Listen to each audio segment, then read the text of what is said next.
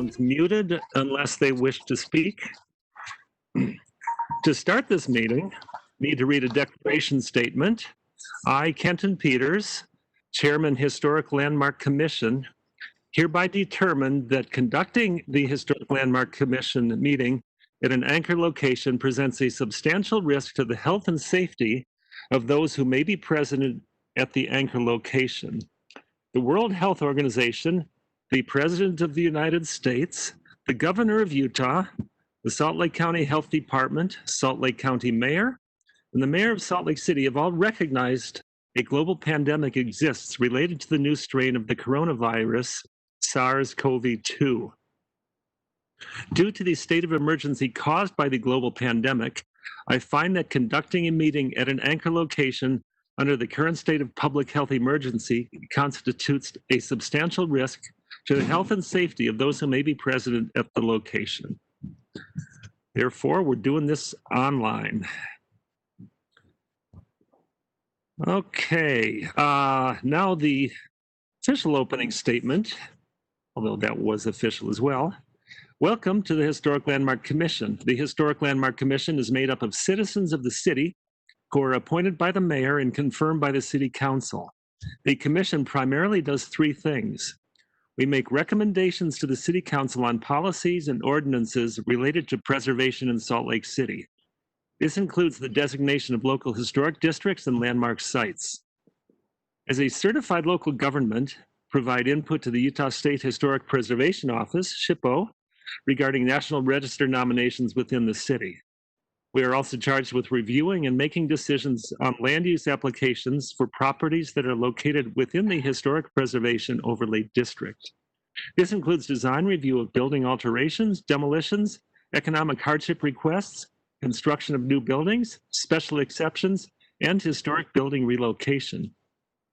It is up to the applicant to present their project and provide evidence that shows how their project complies with the specific standards of review. The planning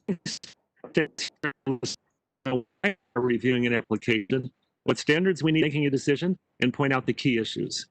The role of the public is to help us identify the issues and impacts of a proposed project and provide input on how they think the project complies or does not comply with the standards of review for which the Historic Landmark Commission has authority over. On items where the City Council is the decision maker, opinions may be considered. Our goal is to have a welcoming and safe environment for everyone. And the rest does not really apply because it's for in-person. Just in general, members of the public are welcome to join us in this discussion.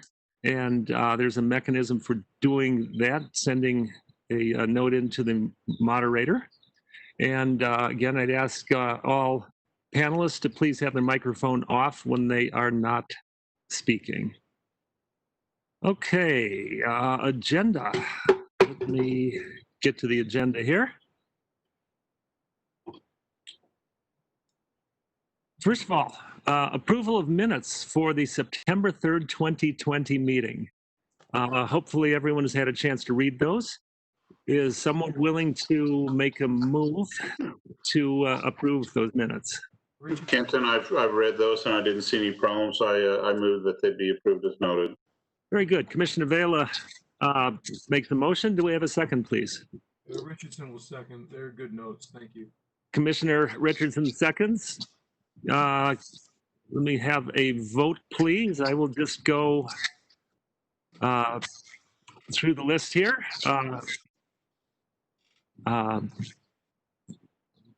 Victoria? Aye.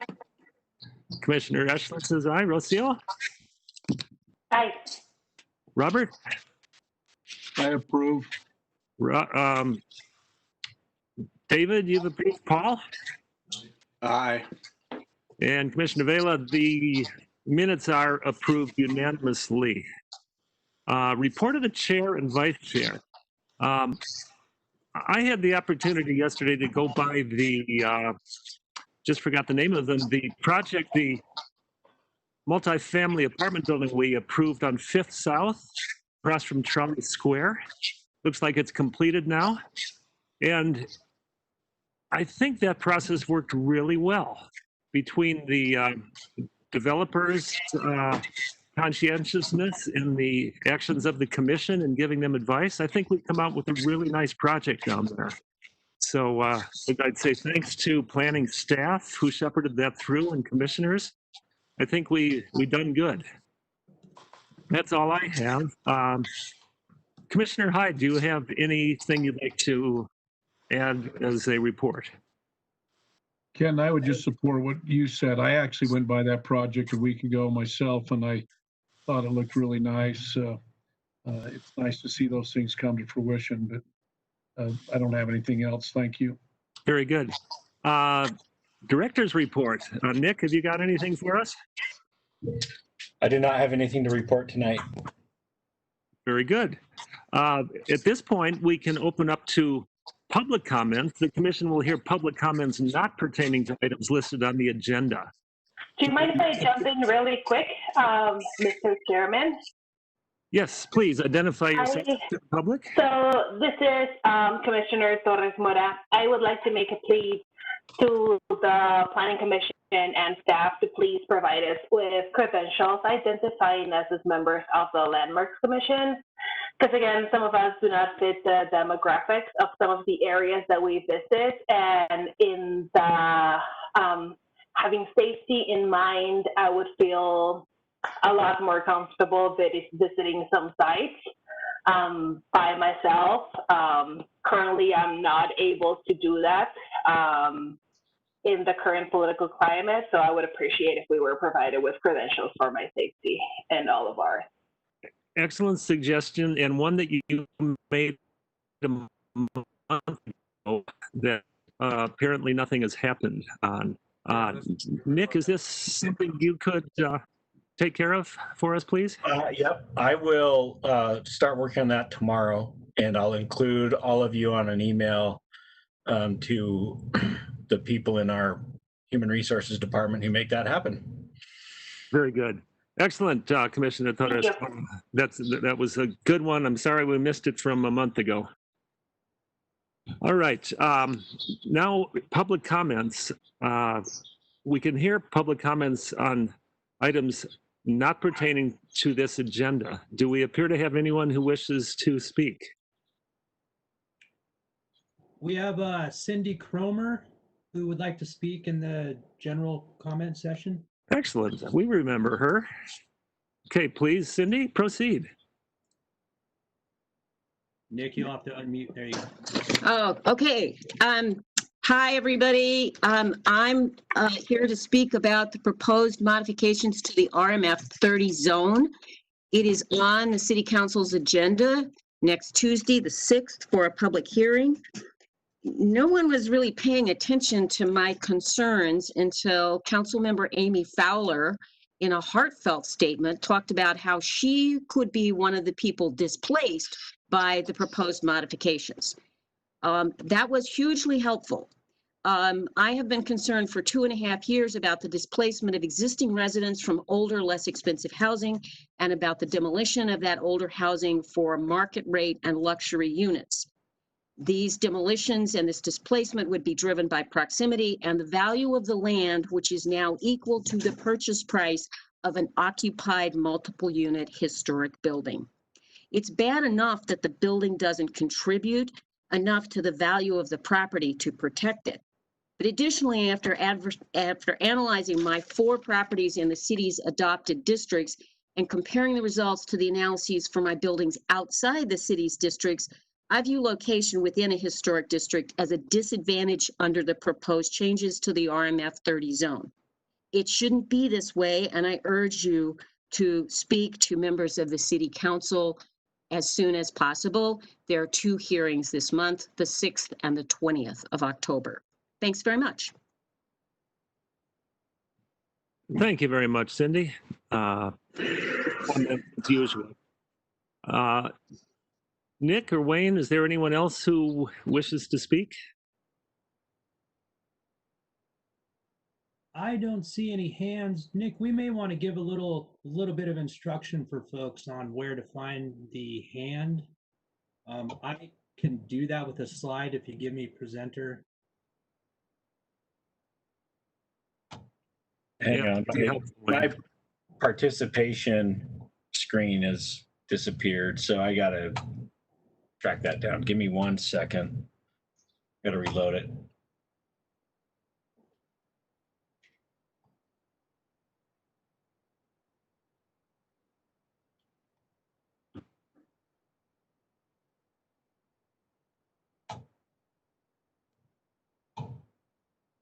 All right, Wayne. All right.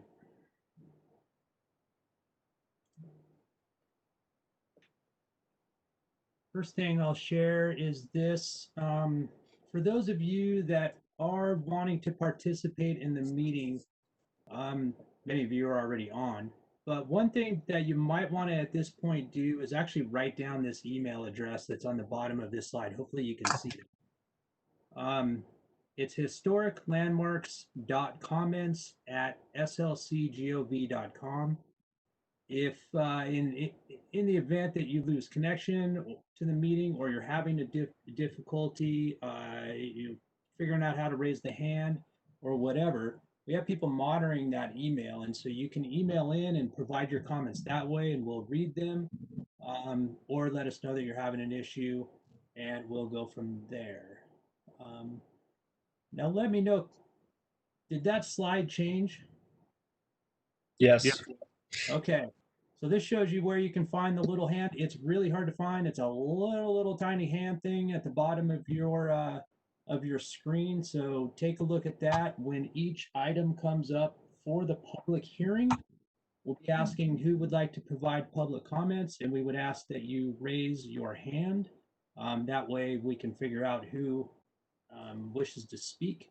And then when you're done speaking, go ahead and hit that hand button again and remove your hand. And that's all I have. Excellent. Thank you, Wayne. All right, let's move into the items on the agenda. First item, National Register nomination for Harlan and Marie Nelson House at approximately 2785 Lancaster Drive. Presented by Aaron Barlow, I believe. Hello, I'm Aaron Barlow, and I don't think I've met many of you. I started right after the earthquake, so I have not physically been in the office since I've started here. But I will begin this presentation here. This is a request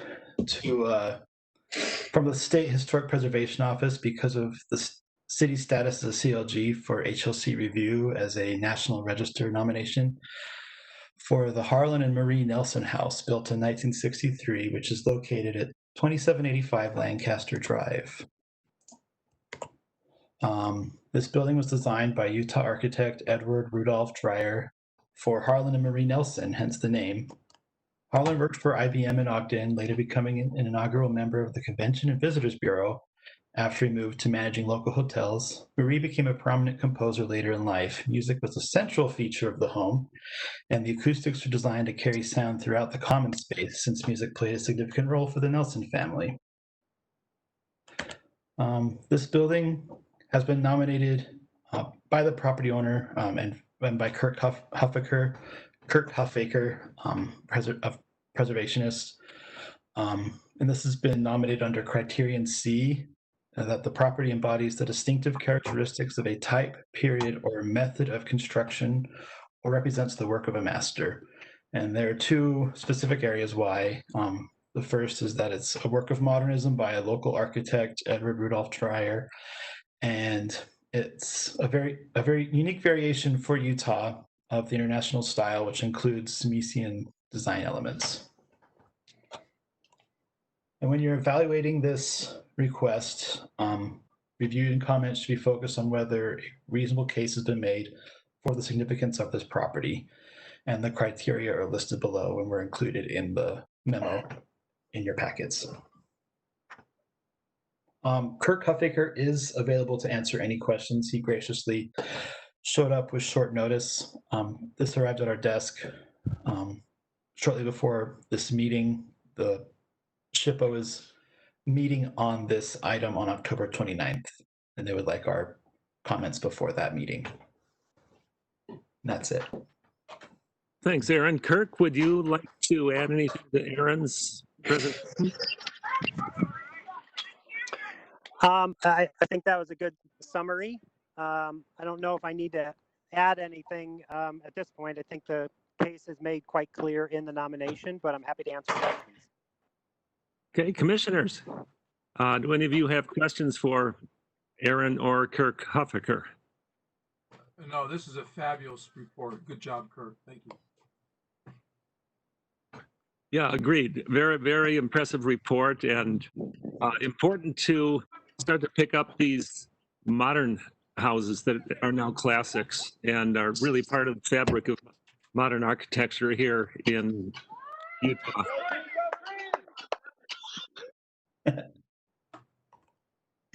Other commissioners? Any comments? Totally not having to do with the building, which is fantastic, but a female composer from Utah as the resident musician, thank you. Amazing history to preserve. And can the city do something about the street? Rocio and I went and visited the site, and there's no way to get onto that street without ruining your car. That happened to me when I went out and took pictures. Actually, you scrape the front of your car, you can't help it. Yeah, I have all-wheel drive, and it was I'm not sure if that is part of our purview, but we can see I guess it's the historic street and putting what I was going to say, putting the grid plan straight up and down hillsides, but up there it starts to wiggle. So I don't think that's the problem. I make the most of my 5 minutes, Kenton. Get everything in. Thanks, I Victoria. saw a high clearance vehicle in the driveway. I move that we approve this nomination and send a positive recommendation to the Board of State History. Very good. Commissioner Richardson has made a move on this. Do we have a second, please? Torres Mora, I can second. Very good.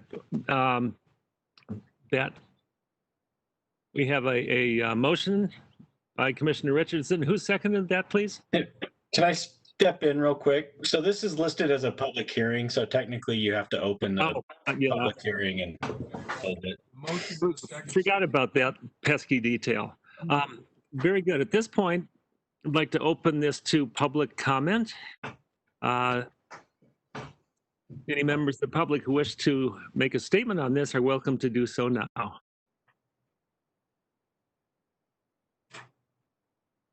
We have not received anybody that has asked to speak, and I don't see anybody with their hand raised. Very good. All right, but thanks to your reminder, we did it legally. So I guess we go into executive session, and Commissioner Richardson has made a motion for approval. It was seconded by Commissioner who was, I didn't catch who did that. Would you? The mysterious commissioner is Torres Mora, Very the good. ghost commissioner. Very good. And so we have a motion and a second. Let's take a vote on this, please. Where will we go here? Mike, would you vote, please? Mike, you're muted.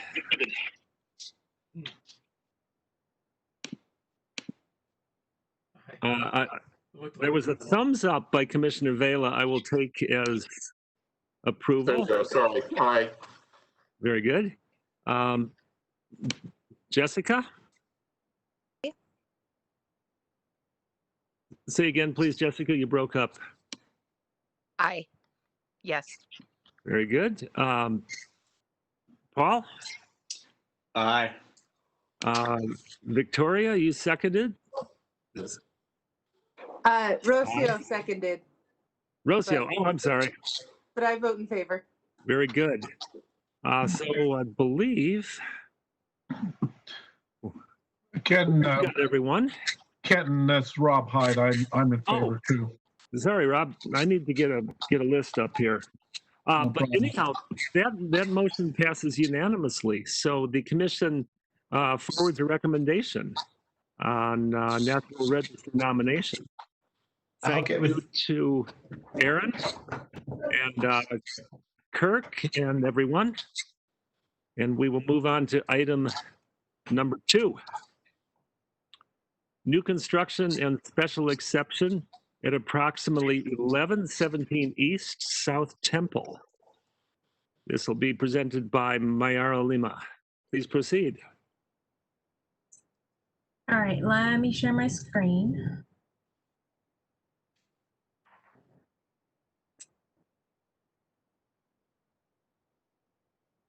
All right, can you see the presentation? Yes, we can. Okay. So this is a request to approve the design of a new multifamily structure on the property located at 1117 East South Temple, which includes a special exception for additional building height. Staff is recommending that the agency approve the request with conditions listed in the staff report. The proposed building will have 4 residential units arranged side by side in a 3-story building with a roof deck. Parking will be located within the structure on the ground level. The building will be configured as an L shape on the lot, and the front yard setback will match the Commodore Apartments to the west as required by the development agreement associated with the 2016 rezone that changed the zoning designation of this property to RMU 35. The building is rectangular and has a flat roof, which is a consistent design with the Commodore Apartments. The proposed facade uses architectural elements found in the district, such as prominent entrance, vertical emphasis, and rhythm of 3, and includes durable materials commonly found in the district, such as brick, traditional stucco, and wood. The top 2 elevations are the most visible facades, and the bottom 2 will not be visible from the street. This property is currently vacant and is surrounded by contributing buildings. The 3 photos on the top show properties on the same block face, and the 3 photos on the bottom show the properties across the street. These historic structures reflect different periods and styles that give the South Temple district its unique character. The common elements of these diverse structures and others along South Temple were taken into consideration when reviewing this design. Overall, staff had 2 main considerations for this project: the request for additional height and the design of the front facade. As far as the additional height goes, the applicant shows that the proposed height of the building is compatible with the adjacent structures. It creates a transition between the Commodore Apartments and the Tudor Apartments on the east. The additional height would also not be perceived from the street because the building mass most visible would be at 35 feet in height. There's also a topographic change from the sidewalk to the buildable area, and the structures requiring additional height would be located away from the front line of the building. The front facade received multiple revisions to get to the proposed design presented to you tonight. Staff worked with the applicant on this design to achieve a product that is compatible with the South Temple district and the adjacent structures. So the image on the left shows the front facade in its first submittal, and the image to the right shows the front facade after those revisions, and to which the applicant is requesting approval now. As you can see, the fenestration pattern is more reflective now of the rhythm of 3 commonly found in historic structures. The front entry gained prominence, highlighted by a reinterpretation of a porch, and the overall solid to void ratio is more compatible with the district. Even with these revisions, the design is still a product of its time without taking anything away from the adjacent contributing structures. Attachment E of the staff report addresses all the applicable standards to which staff found the proposal to comply with. The public comments received are also included either in the staff report or in the Dropbox for your consideration. I'm happy to take any questions.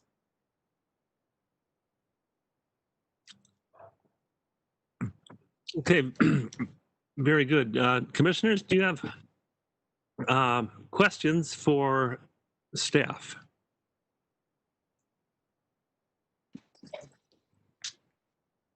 I have one.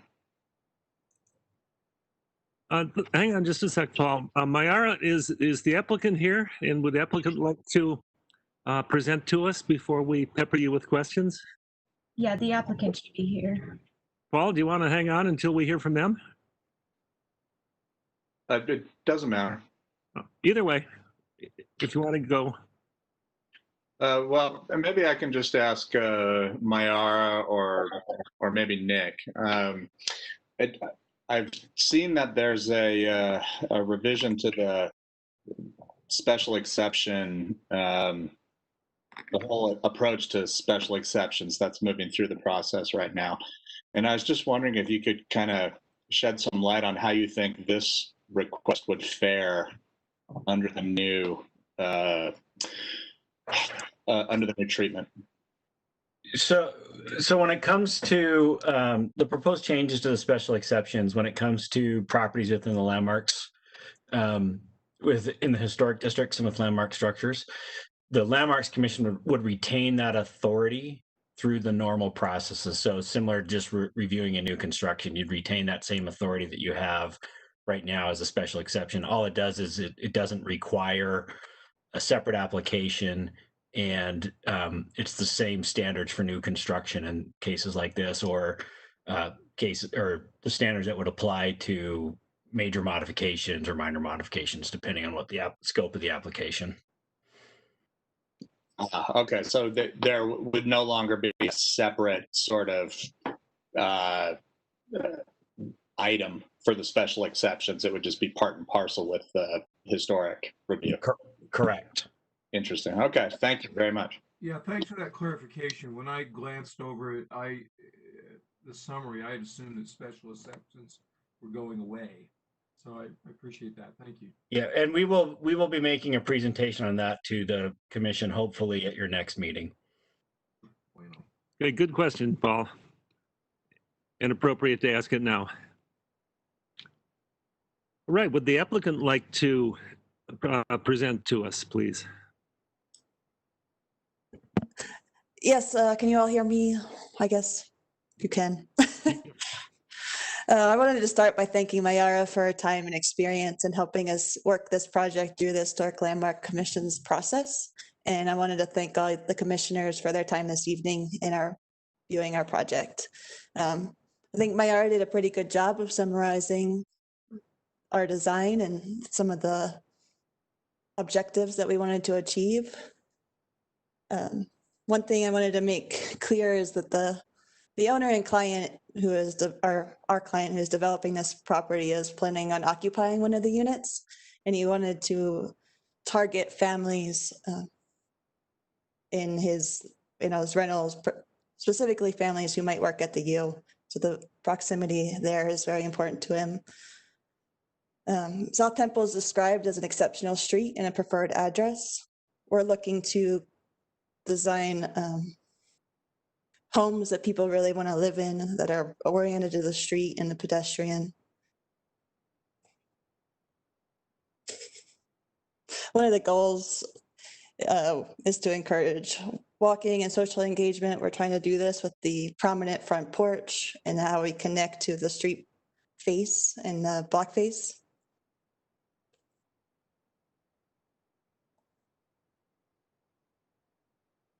Some of the concerns that we saw get brought up by the neighbors included the proximity of the single-family homes in the rear.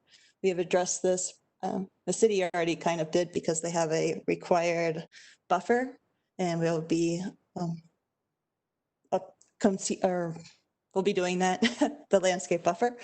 We've also seen some concerns about parking. Each home will be having their own garage of either a 1 or 2 car garage, which is higher than what's required for the zone.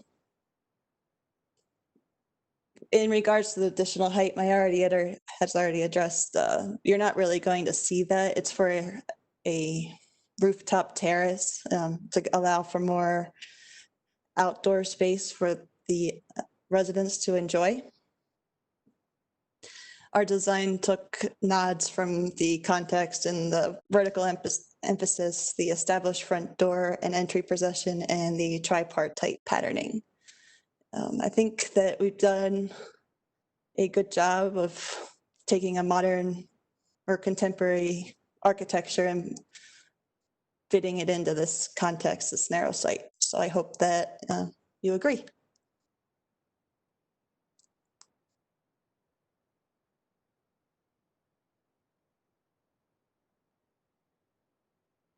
I have a quick question. Was there a site plan that was shown in the packet? If so, I missed it. Mike, it's the second drawing in the packet. Very good. Okay. And it reads as, it has all the floor plans. Okay, got it. There it is. All right. Yeah. I can't find yours. So you show, yeah.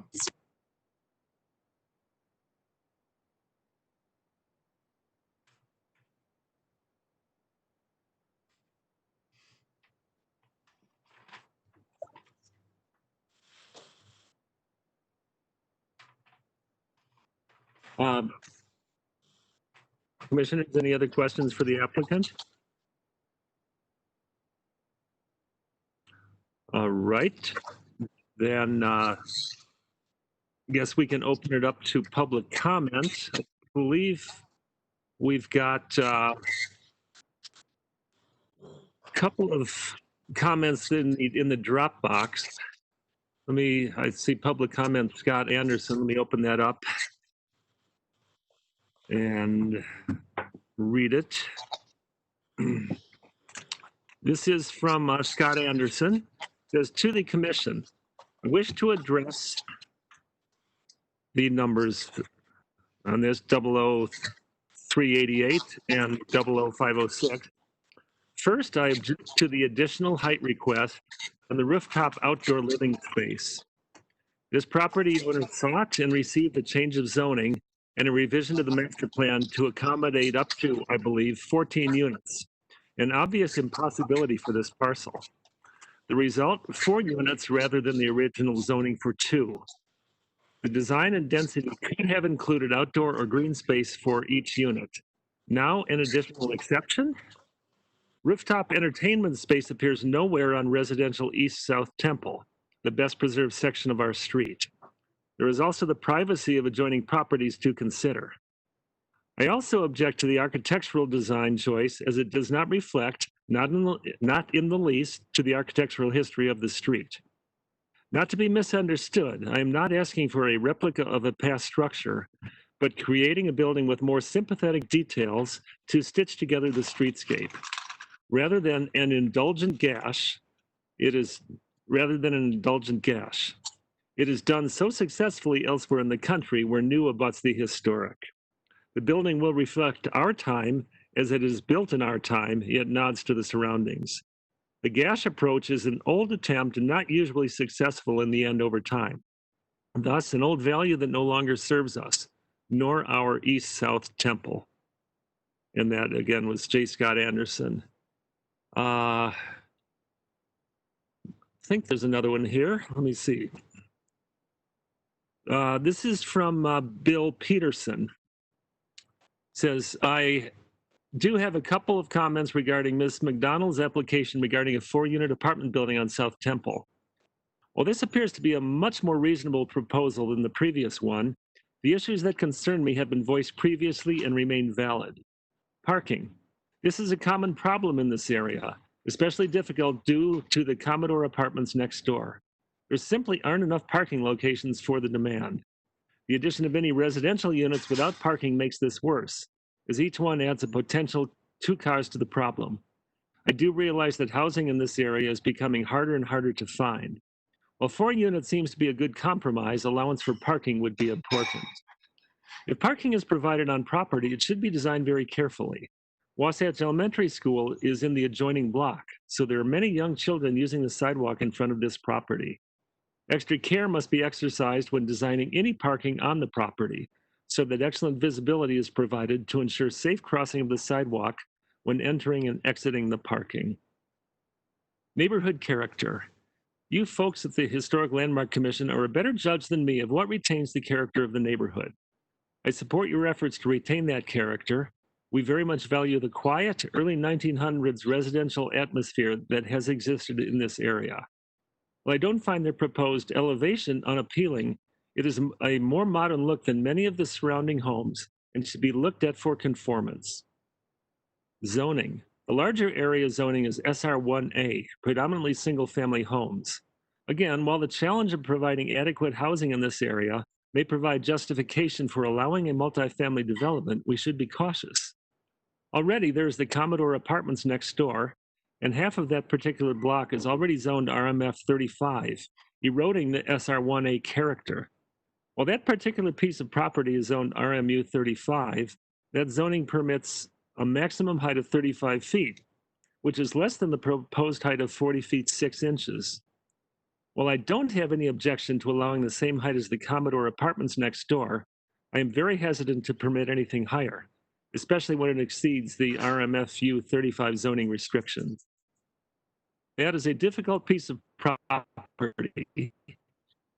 It's in a very desirable location, but very narrow. While most of us who own property in the area would love to see the Commodore Apartments develop that into a green space for their tenants, or the city do the same, that is not likely in the cards. The proposed 4-unit development may represent the best compromise, and an adequate addressing of the above issues should allow a workable solution. Thank you very much for your working in keeping this area a desirable community. And that was Bill Peterson. Have we got any public members of the public who are raising their hand and appear to wish to comment on this? We do. We have Tariq Mughal, who I believe is the property owner. Tariq? Yes. Please go ahead, Tariq. Thank you very much, members of the commission. I greatly respect you guys. I am a professor at University of Utah. Right now, I'm guest teaching at University of Michigan in Ann Arbor. And so the original proposal of 14 units was approved by the Historic Landmark Commission about 2.5, 3 years ago. And I wasn't able to materialize that because of the complexity of the project and with the height restriction and a very steep angle to the parking. And given that I want to live there myself, I teach at university, and I know we have a lot of visiting professors who come there, and I am always hunting for suitable quality housing for our visitors around the world, and we have a very hard time finding something nearby, so we end up putting them in the hotel up at the university. So I would appreciate if this we have done everything we can to meet the historic standards with this building.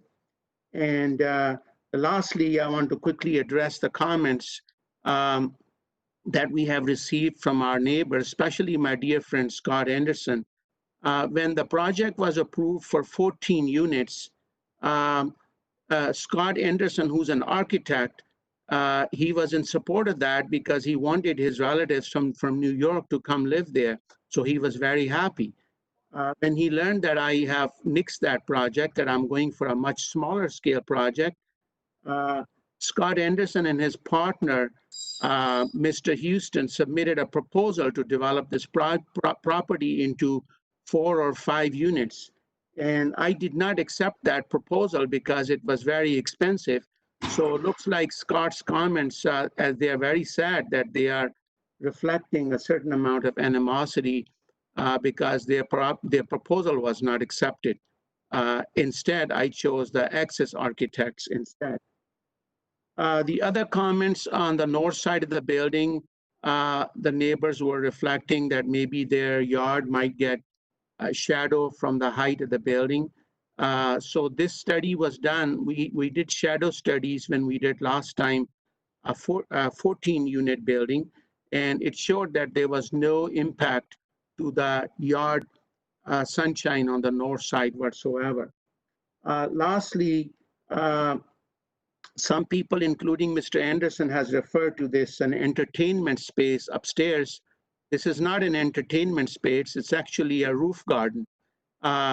In many summers, I go to Europe and I teach at European universities as a visiting faculty from University of Utah. And I see that all over downtown, even in cities like London and Dresden, Germany, and Stuttgart, they have roof gardens. So I got that idea from there. And there's no reason why we should not have roof gardens in Salt Lake City where we can have planters and flowers and perhaps even grapevines.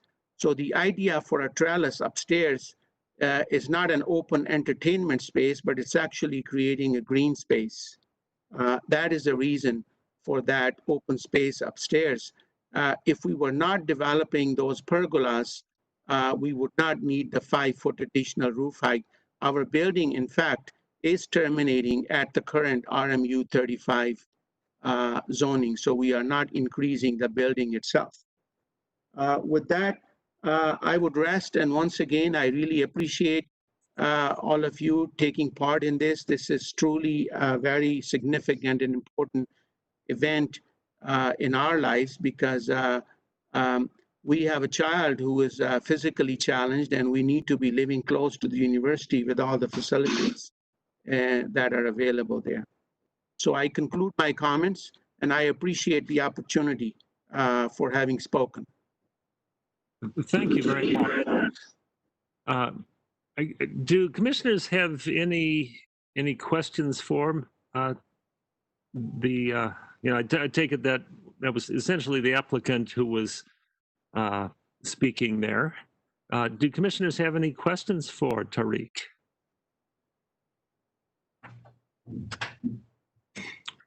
Doesn't appear so. Are there any other members of the public who wish to speak? Yes, we've had Cindy Cramer wish to speak. Very good. Hello again. Cindy Cramer here. I have spoken many times on the proposed rezoning of this parcel. We are far better off with the proposed number of units than we were with 14, which was going to require an underground parking area with a launching ramp to send traffic hurtling across the public sidewalk. So this is less bad. I don't want to miss the opportunity to comment on what the city council did with its development agreement here. It's completely illogical to prohibit the purpose statement of a zone in rezoning a property. That's what the city council did. It prohibited commercial uses in the RMU 35. We really, really, really need to fix this ordinance. If you don't think the ordinance is out of date, think about what I looked like in 1995. The ordinance is just as changed and run down as I have been in the subsequent years.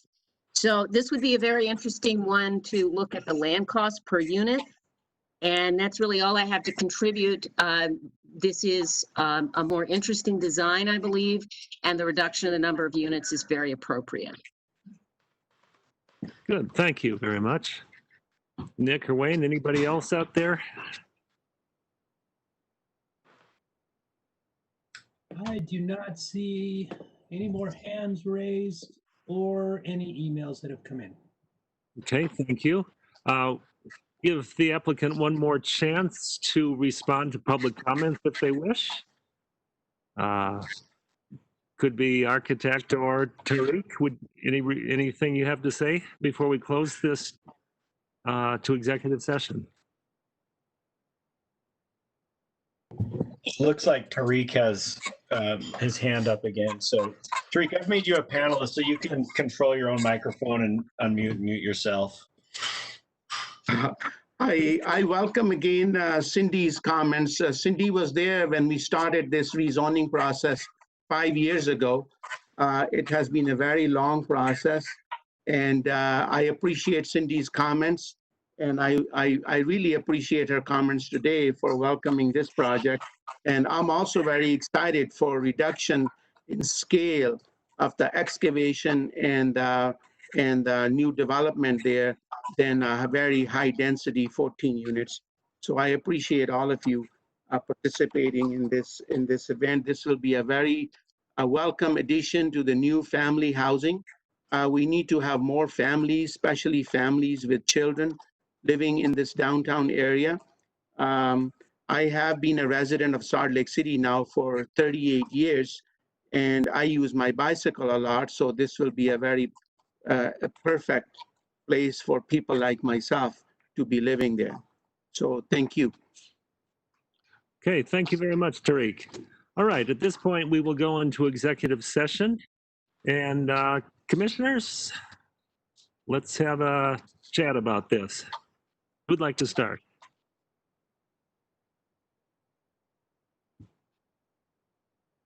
Okay, I'll just pick on you by name then. Let's start with Jessica. Do you have any thoughts on this, Jessica?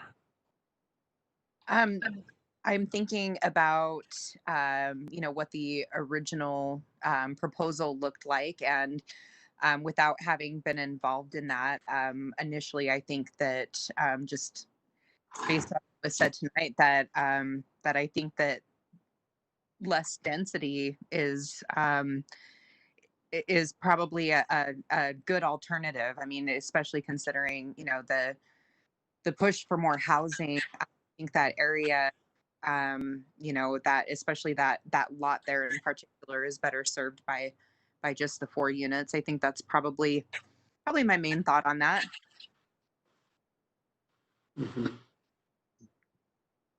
Okay, thank you, Jessica. Victoria? I think if we were able to approve that last one, there's absolutely no way we can't approve this. It feels like a much more responsible use of the space. And I remember this one was one of my first things that I heard on the commission. And I remember getting bogged down forever in the parking and the incline and seeing kids over it and all of the thing. Like, that's where I officially learned what historic landmark purview was, when we got bogged down in it. And so this feels like it ameliorates a lot of things, but still honors the historic issues. Great, thank you. Rocio? I think they did a really good job at adapting their initial proposal. So I think that shows flexibility and willingness to learn, which is really great. And I've done a little work with international researchers as well. And I know for a fact how difficult it can be to find housing in the area, and how we are losing a lot of talent due to the fact that sometimes we're not able to house them close enough to the university. Not that that's a historic landmark purview, that's just my human being side. But yeah, I'm all in for this proposal, actually. Very good, nice, thank you. Robert? Ken and I lived for many years, just a few blocks up the avenues in this from this site, and I'm happy to see something like this going in. I really like the proposal, and I'm fully supportive of it. Thank you. Paul?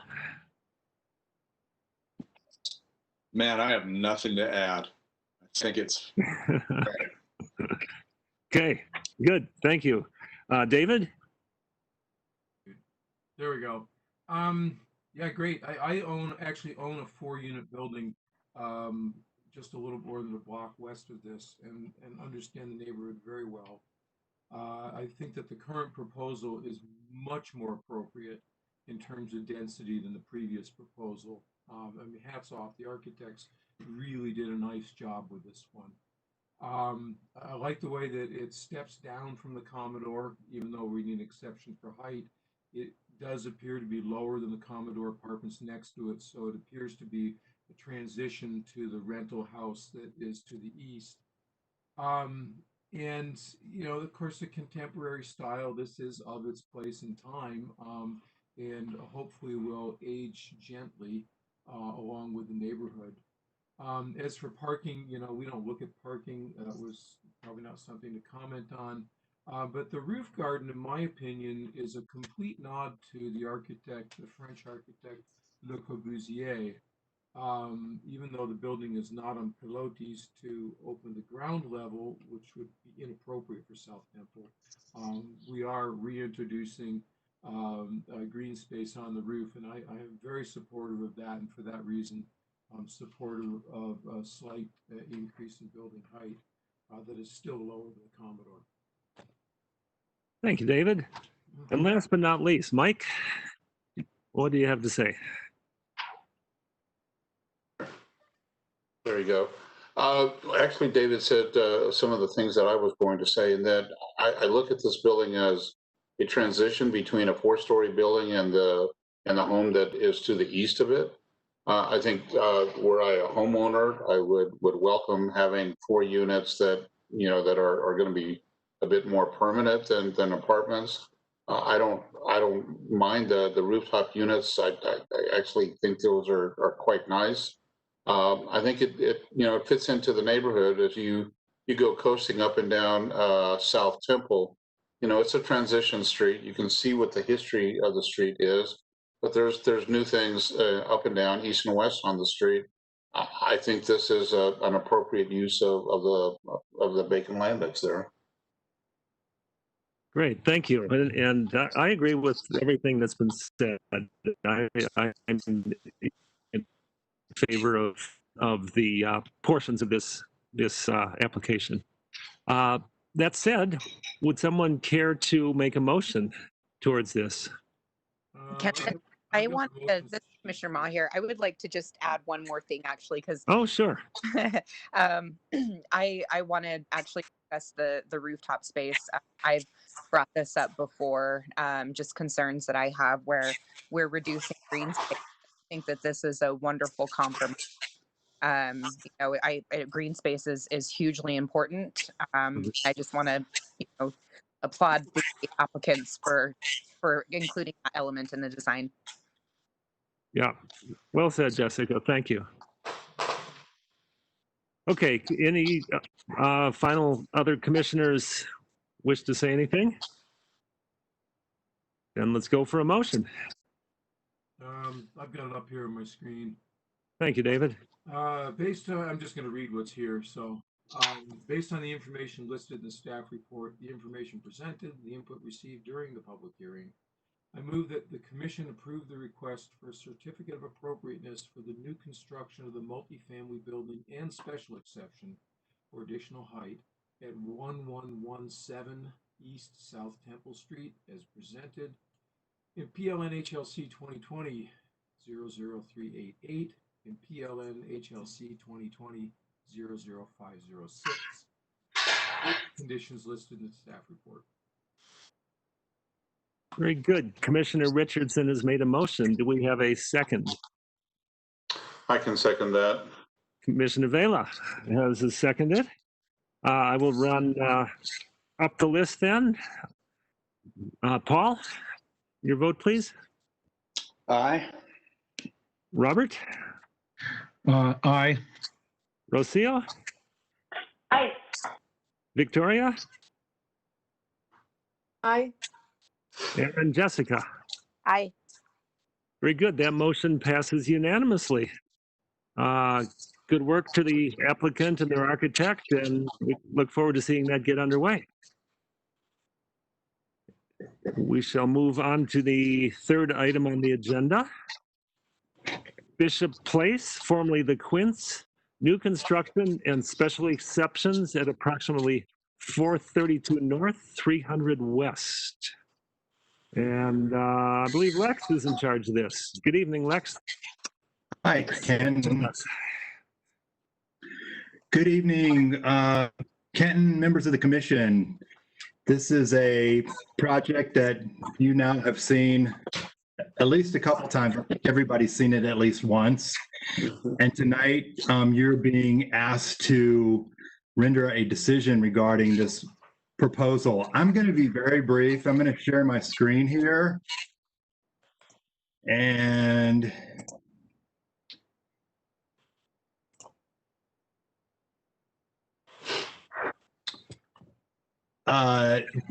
Paul Garbett, representing Garbett Homes, has submitted applications for new construction for 24 single-family attached residential units in a configuration of 5 separate buildings. They've also requested 3 associated special exception requests located at Bishop Place, which is approximately 432 North, 300 West.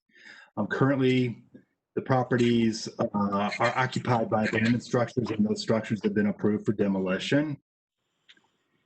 This is the location of the property.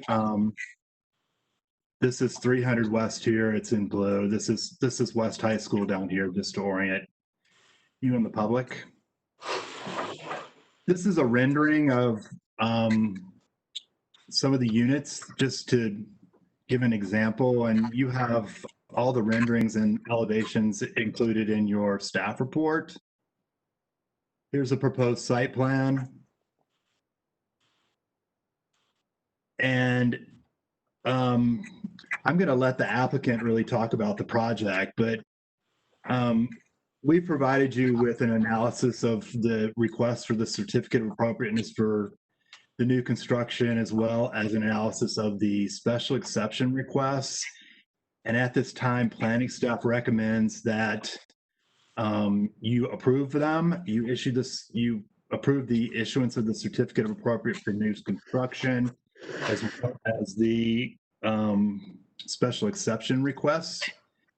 I just want to mention too, I've received a couple public comments since the staff report went out.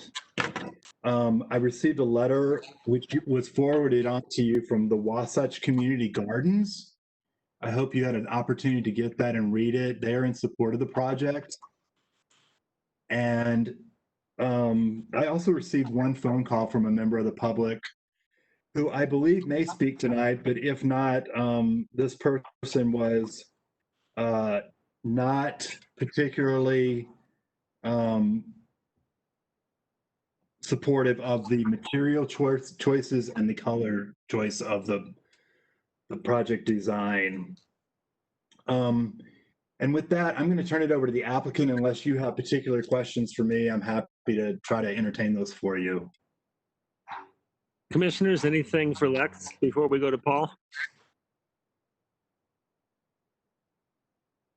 Doesn't sound like it. So, Mr. Garbett, would you proceed, please?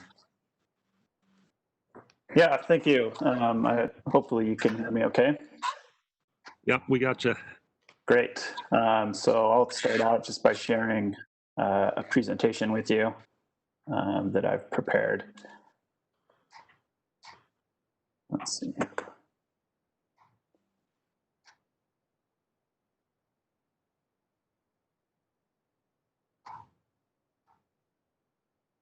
Okay. My computer seems to be lagging a little bit, but should be able to see the presentation now. I'm not seeing it yet. Okay.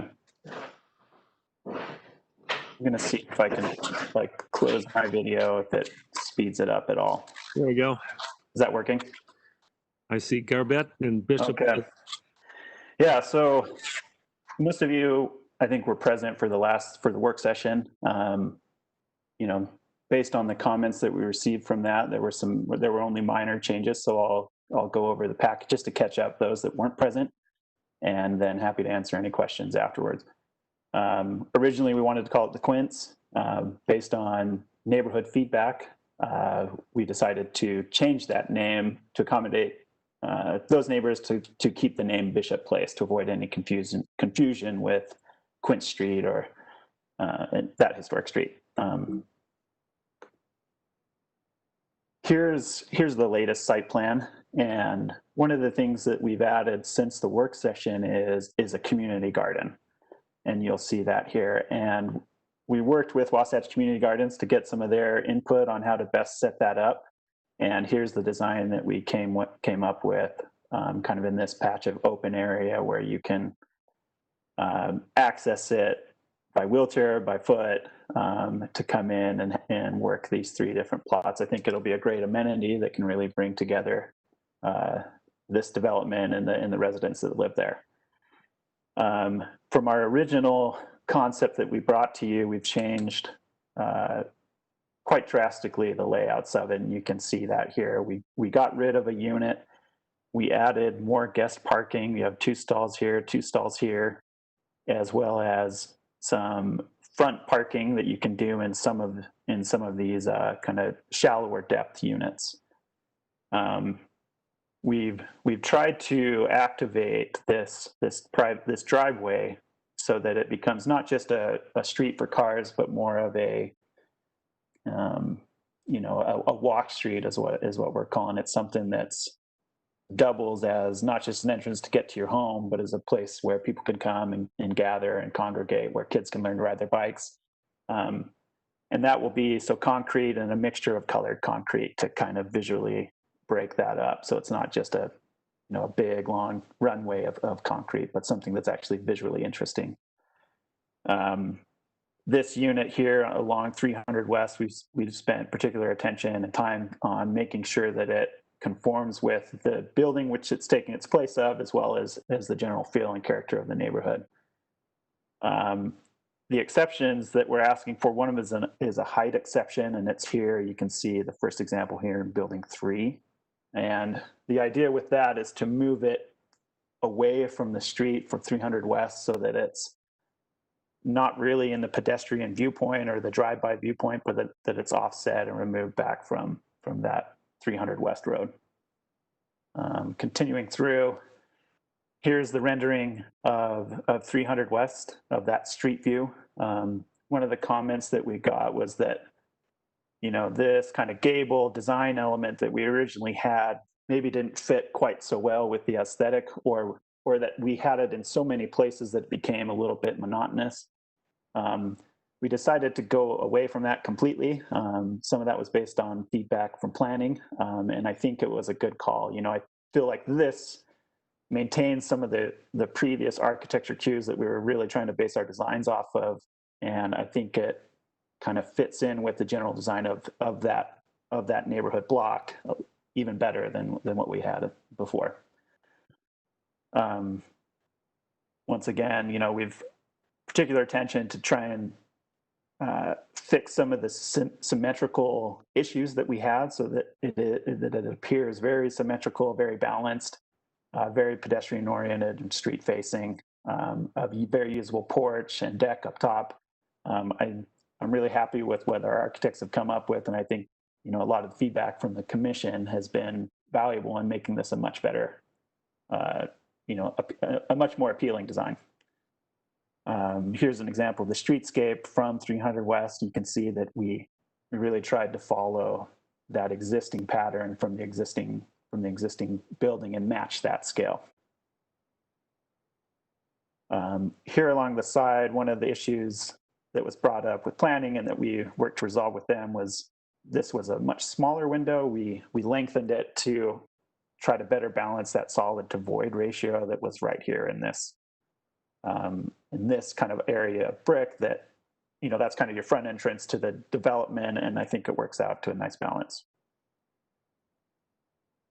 As you can see, carrying on those designs throughout the rest of the courtyard, definitely we are using a lot of colorful exteriors, different materials, and that's an attempt to follow the feedback that we got from you and from planning, and trying to remain true to the character of the neighborhood, keep it quirky, keep it exciting, keep it vibrant. I think architects did a great job of really nailing that on this. And here you can start to see some of the elements on how we're trying to activate this streetscape so that it becomes an amenity, a gathering point. The decorative lighting, these porches that are facing Bishop Place, the entrances, and park benches that people can gather at. Here's some more designs of that, different views. I think one of the things I like about it is that this closeness that is fostered here within the design will have I think it'll have a really good effect on street calming. People, once you get in, you can clearly see that this is a tight-knit neighborhood.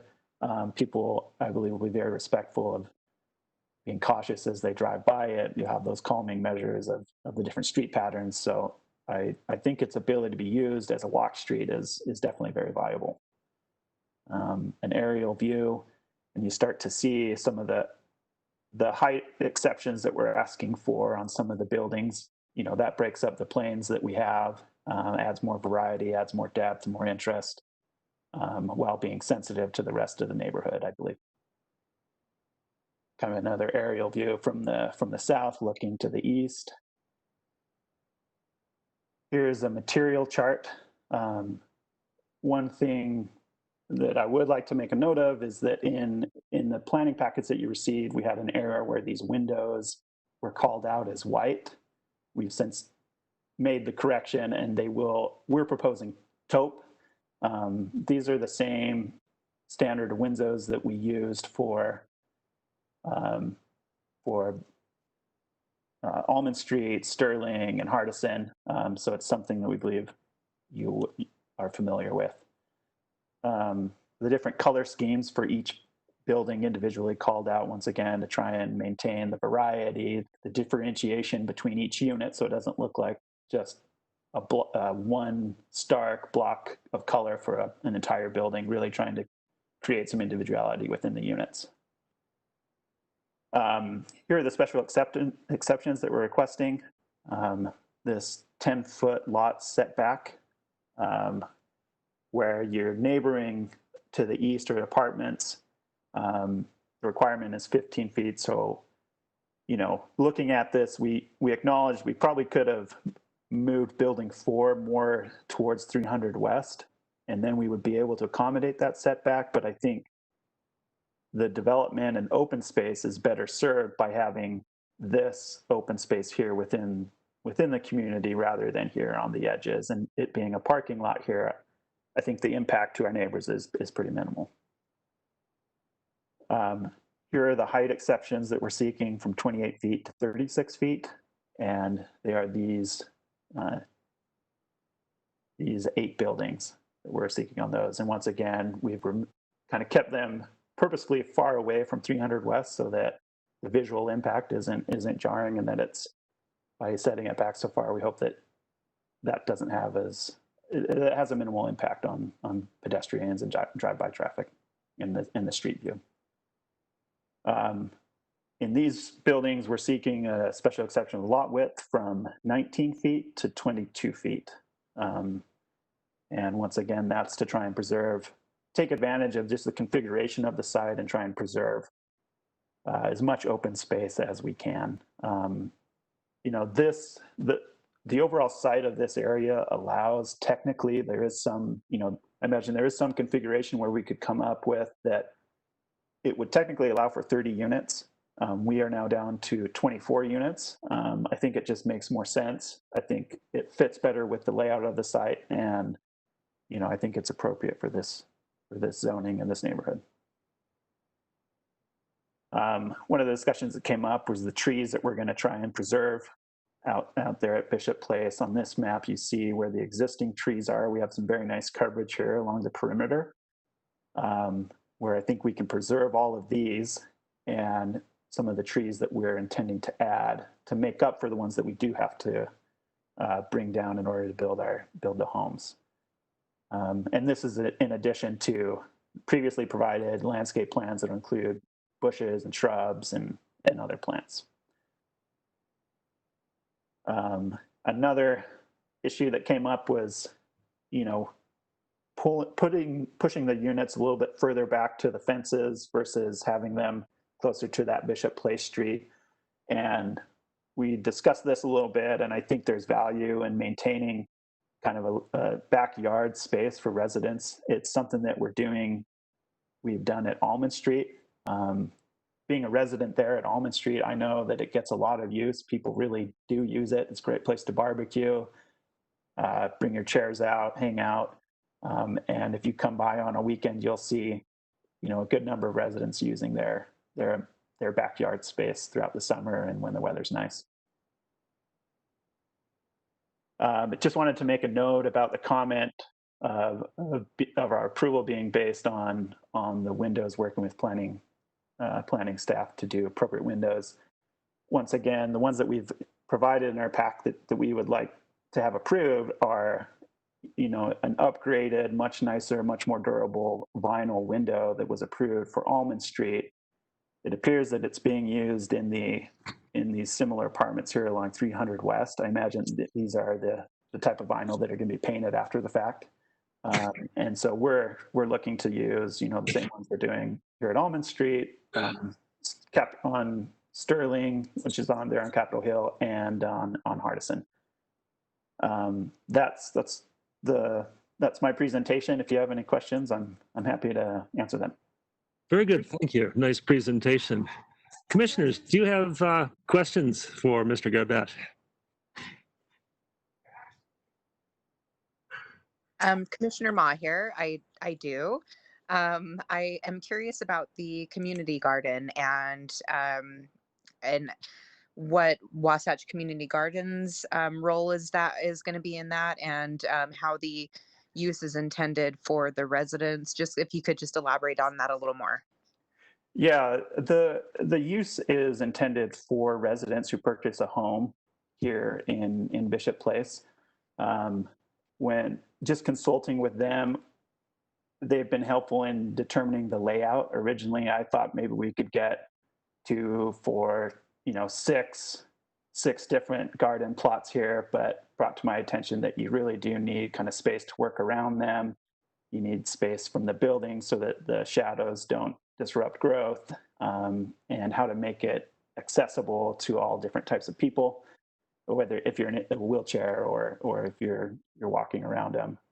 And I anticipate continued collaboration on how they kind of organize and schedule the different garden plots, so that we can do that in a way that works. We haven't really done this before, so it'd be kind of our test pilot. And I think they, of anyone in Salt Lake, would best know how to efficiently and effectively divvy these up so that so we don't have any problems. I don't know that everyone's going to want one, but if you walk down, my neighborhood, we've got residents, or in Almond Street on the development that I live in, we had residents that are putting planter boxes out on their porches and in their backyards. So I anticipate that there will be a lot of interest, and we're excited to try this out. Okay, so just to clarify, so it sounds like there may potentially be a sort of program maybe that's involved. I mean, and I guess where I'm thinking is maybe for some of those residents that aren't entirely sure how to garden or what they're doing, that is that sort of the role that Wasatch Community Gardens is going to play? I haven't discussed that specifically with them, but we have a pretty close relationship with Wasatch Community Gardens, and they have a lot of different public programs that are free to the general public. And I imagine that would be pretty simple to do, is collaborate with them directly on, say, someone who's really interested to do gardening, has never done it. How do you do it in a planter box? To provide them with information so they can take those classes and learn about it, and then hopefully pass along their knowledge to other residents within Bishop Place. Okay, thank you. Yeah. Thank you, Jessica. David. Yeah, I just have one, and this development looks like it could afford something a little better than a vinyl window product, and I think you're going to end up with a fairly high-end product here, even though it's very, very dense. I think it's going to appeal to people that have fairly deep pocketbooks, and I would encourage you to consider a premium window. That's all. Yeah, we're happy to work with planning staff to come up with something that's appropriate. Can I comment on that real quick? Yes.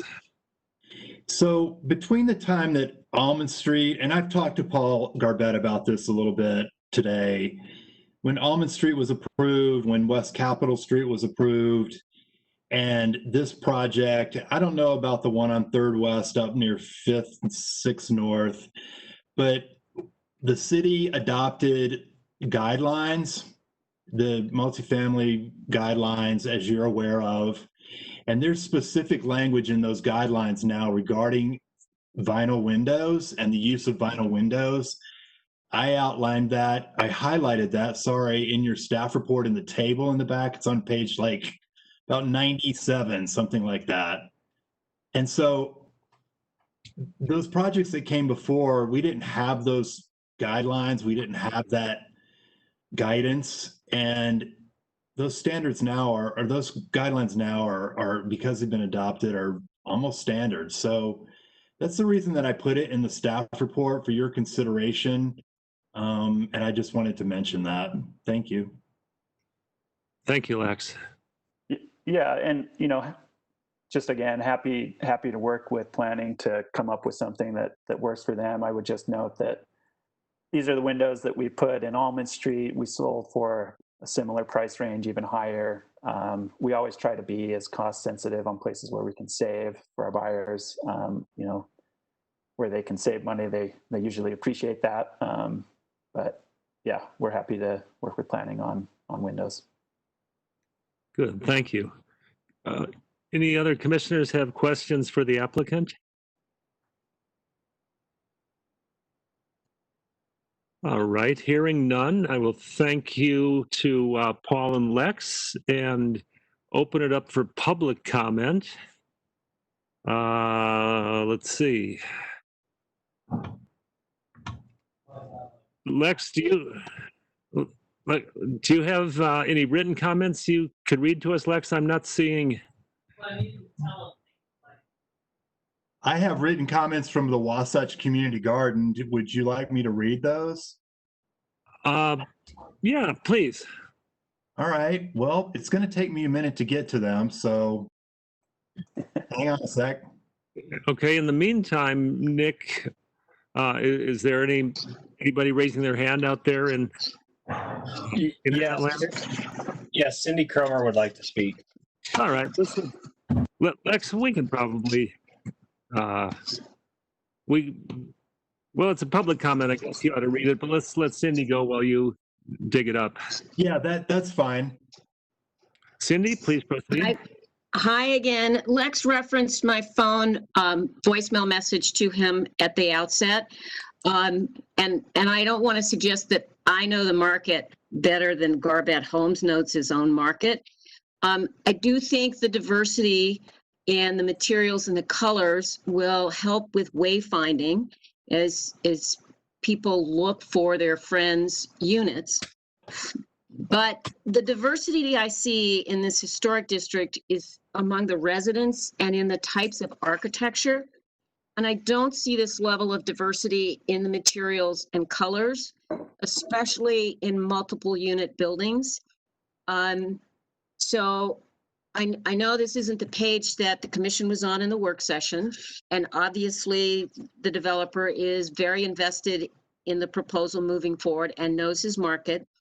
But I think in the future, if we could look at the diversity or the range of material types and colors in the nearby buildings, and just take an empirical approach rather than saying it's a really diverse place and coming up with what I think is more changes in color and materials than exist in the historic structures surrounding this project.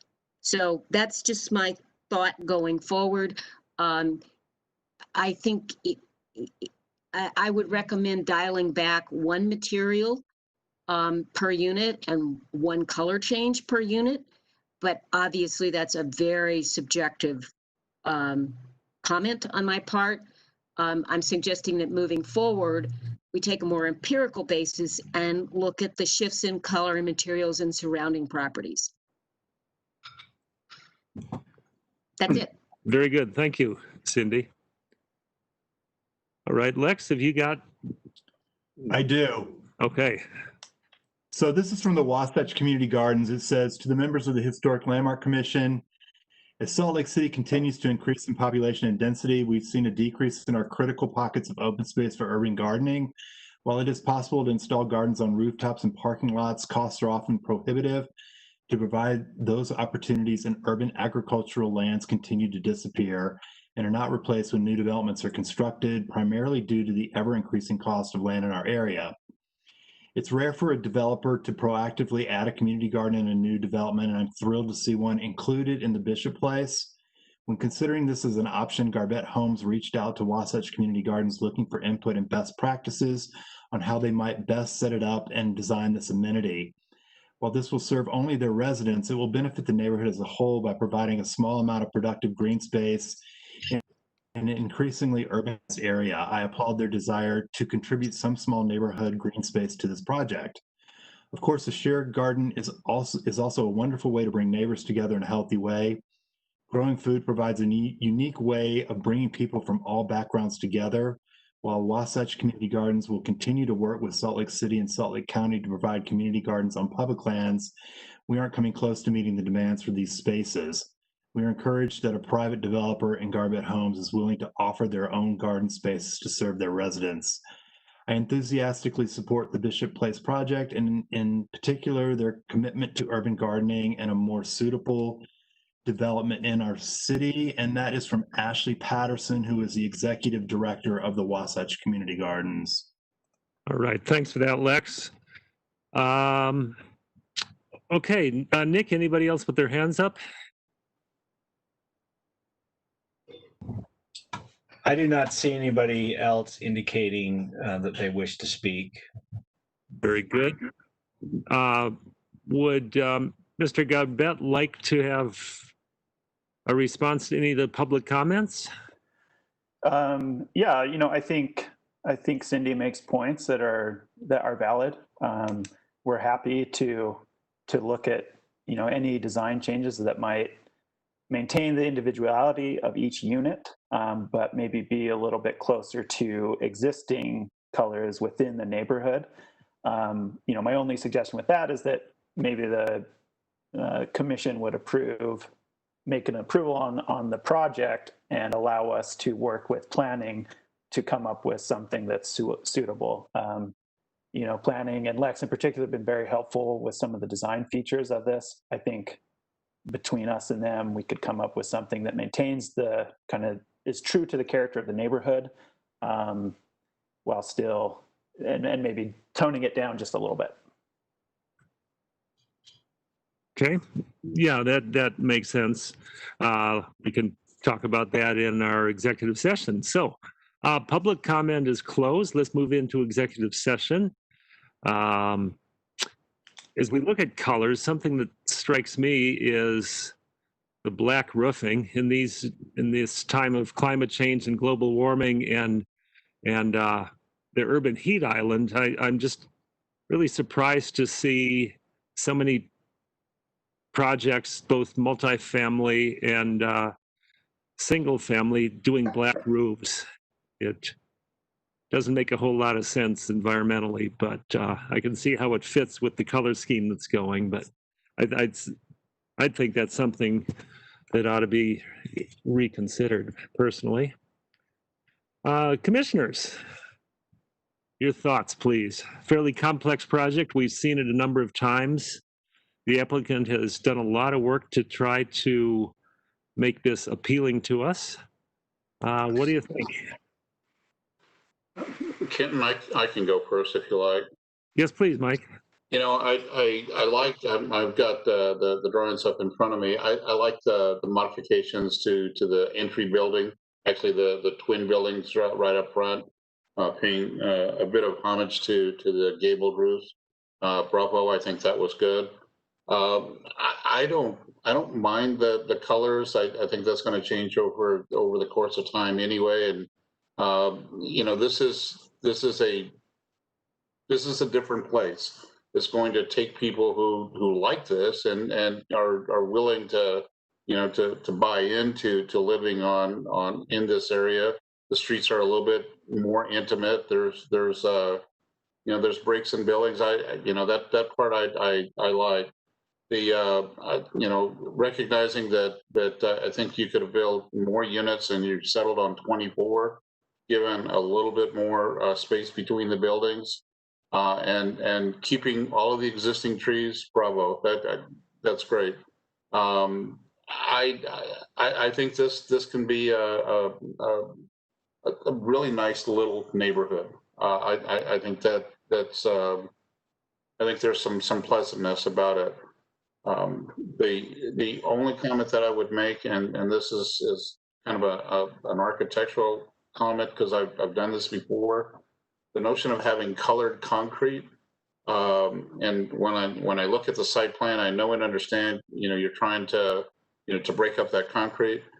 Colored concrete is hard to patch and repair, and you know, concrete's going to need to be repaired and patched over the course of time.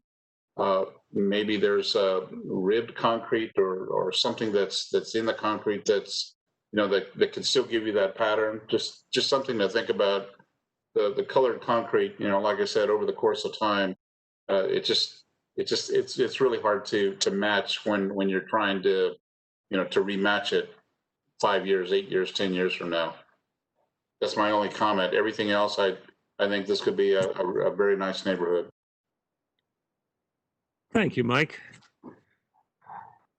Other commissioners, if you wish to comment on this. Yeah, I would, Commissioner Maher. I wanted, speak on the materials. This was something that we spent a good amount of time discussing in previous sessions, and definitely would like to have that conversation again, just in the sense that I think a big part of why we were encouraging the use of various materials was because of the existing building there. So I personally agree with the use of materials. I think it lends to the eclectic nature of what's already there at Bishop Place.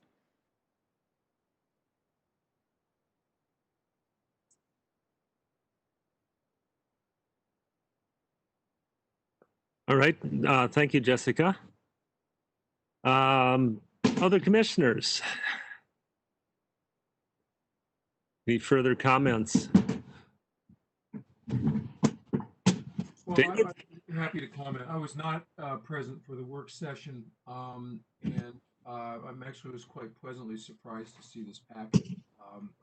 I was very unhappy with the demolition of these old railroad homes and this little micro neighborhood, but I think that Garbett and the architectural team has really done a fabulous job of creating a micro community that is even more dense than the original Bishop Place, which meets the intent, in my opinion, of the SR3 zone. To address the exceptions, the rear yard exception on the east end of the block makes total sense, particularly with respect to the fact that it's abutting a multifamily dwelling parking lot. And the other setback variations also make sense in so much as the applicant is providing additional garden space and green space that is a welcome element and helps to tie the community together. I'll also address the height. This is SR3 zoning, which is relatively low, but if we get out onto Third West, I mean, that street could tolerate some very, very high buildings. The applicant is only proposing to exceed the height limit on 25%, 8 out of 24 buildings. And the way that they're scattered through the development, I think reads quite nicely. Finally, hats off to calling it Bishop's Place. That's appropriate. And thank you. Yeah, very good. Good comments, David. Any of the commissioners we haven't heard from yet who would like to speak?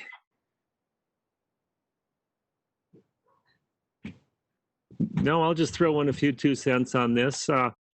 I agree with what David and Mike have said. I think it looks like it'd be an exciting little neighborhood to live in. A different feel than many Salt Lake neighborhoods, but certainly in keeping with the historic nature of these little dense mid-block neighborhoods that are little kind of decaying gems in the city, and bringing this back in a new sense, I think is going to be a really nice asset to that community over there. So despite the ups and downs of this whole process and the challenges of the demolition and not liking losing those old buildings, I think given that as a given, this is a great insertion into the neighborhood. So unless any other commissioners have anything to say, I would request a motion on this project, please. Kenton, this is Rob Hyde. Sorry, I didn't get to my unmute button soon enough, but I just wanted to say I really like what they've done here, and I think they've been responsive to what we asked. And I think it's a great project. for this area. Great, thank you, Robert. With that in mind, do you want to forward a motion? I'd be happy to. Thank you. You get the right play job here. Vinyl windows, thank you. Well, maybe if you want to make the motion, David, you could put in some wording on those. I've got it queued up here, and I was happy to see that Lex addressed the window issue. Okay. Go ahead, David. Okay, I'm just going to read what's here. So, based on the analysis and findings of the staff report, and that the standards for certificate of appropriateness and did I read that right? Yeah. Based on the analysis and findings in the staff report, that the standards for a certificate of appropriateness involving new construction in a local historic district have been substantially met. Testimony in the proposal presented, I move that the commission approve the request for new construction located at approximately 432 North 300 West, also known as Bishop Place, subject to the following condition. It is condition 1, vinyl windows shall be avoided as they are not a durable material and therefore inappropriate for new construction in Salt Lake City's local historic districts. The applicant will work with staff to identify a type of window that meets the new construction standards 2134-020H6C windows and the associated design guidelines highlighted in the staff report prior to the issuance of the certificate of appropriateness. Motion also to approve special exceptions based on the analysis and findings in the report. The standards for special exceptions have been substantially met. Testimony in the proposal presented, I move that the commission approve the request for the 3, that's also 3, special exceptions located at approximately 432 North 300 West, also known as Bishop's Place. Thank you.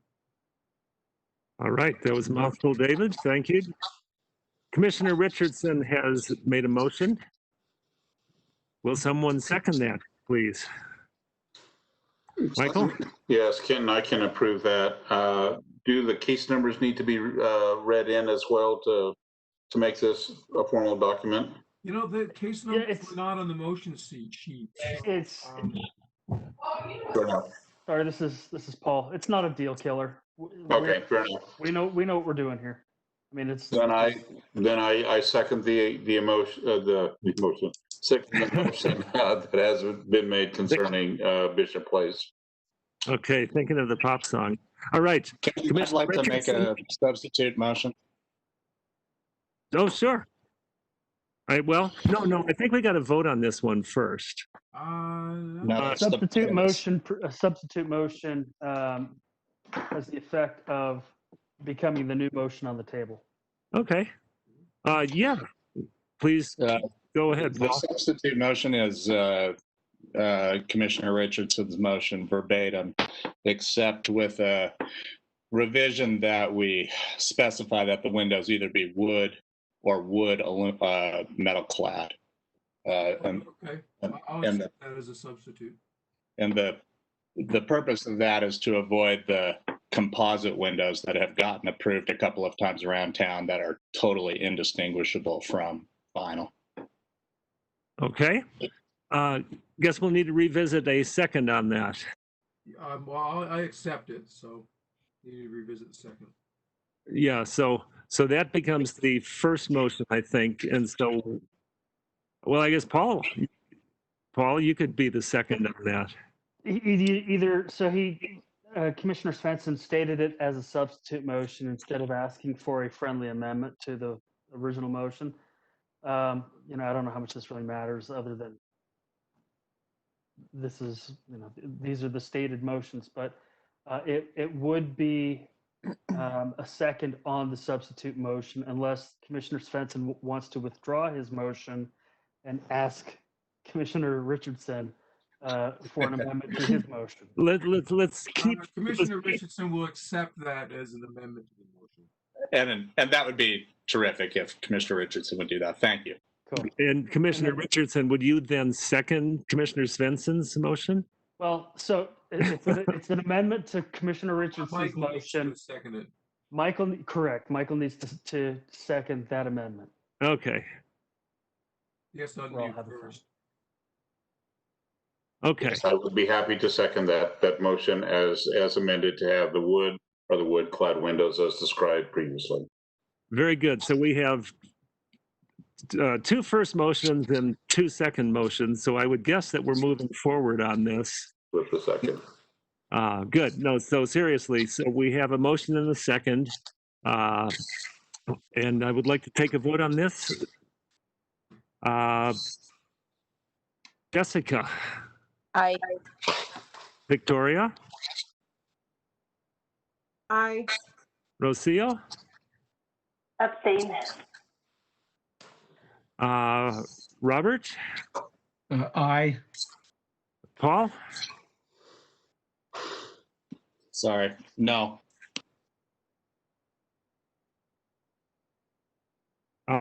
David?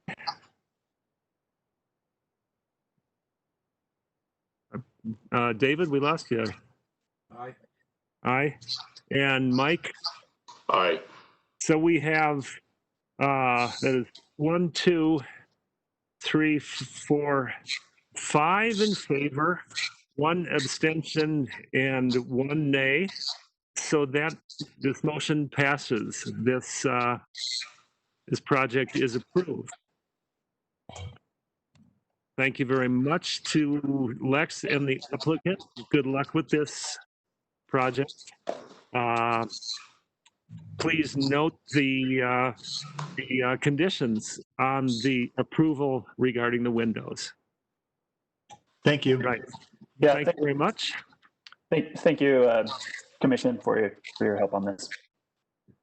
You are welcome. Item number 4 on the agenda. Addition, new garage, and associated special exceptions at approximately 1218 3rd Avenue. Presented by Nelson Knight. And someone seems to have some noise on in the background. Could they please turn it off? Thank you. Nelson, please proceed.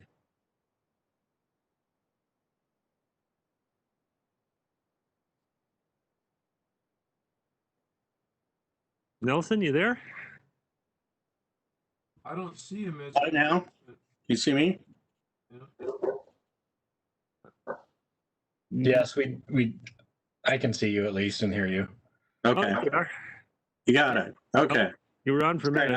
I was noticing that I was noting that this was the first time back, my first time back to the commission since I was here from 1998 to 2004, and obviously since I'm a newbie, the tech is still a little challenging and has changed from 2004 when we were meeting in a basement room of the city and county building. But I'm glad to be back. I am going to share my screen.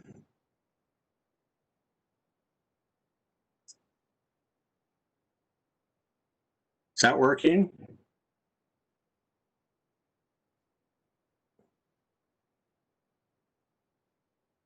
Okay. This is a, I'm sorry. This is not the right slide. Okay. This is a request by architect Jeff Scheindewolf, owners Scott Provost and Jennifer Daly Provost to construct an addition to the rear of the existing contributing residence and to replace the existing garage on the site with a new garage in a new configuration on the same location. Approval of this proposal requires a certificate of appropriateness for an addition and a new garage, and also 5 special exceptions, which are detailed here. These exceptions are related to the design of the addition, which we'll get into in a second, and then also have a great deal to do with the grade of the lot, which is slopes significantly from east to west, and then also to some degree from north to south on the block. This is the site. It is located on 3rd Avenue between U Street and Virginia Street. This was originally the Victoria Place subdivision, and that included all of the homes along U Street, and the two homes along 3rd Avenue here, 1218, this home, and 1224. And a part of the subdivision were these 16-foot wide public alleys, one running north to south, one running east to west, to partway through the block. They converge at the southwest corner of the property. The alleys currently, and were intended to provide garage access to most of the houses on the block. It's a well-used alley. You can see from the aerial that most of the lots do have accessory structures fronting the alley, including this one. Now, zooming in here, see a little detail. In this view, the north is off to your right. This shows a little bit of the evolution of the various structures on the site. You can see that the original house there's been a later addition, there was an attic addition, and then the rear garage also has had a number of additions and a small shed added. The block slopes from east to west. 3rd Avenue is about a 9% grade on this block from Virginia to U Street. And as I mentioned, the slope affects the design, particularly the height of the addition, given the design approach that the applicants have taken.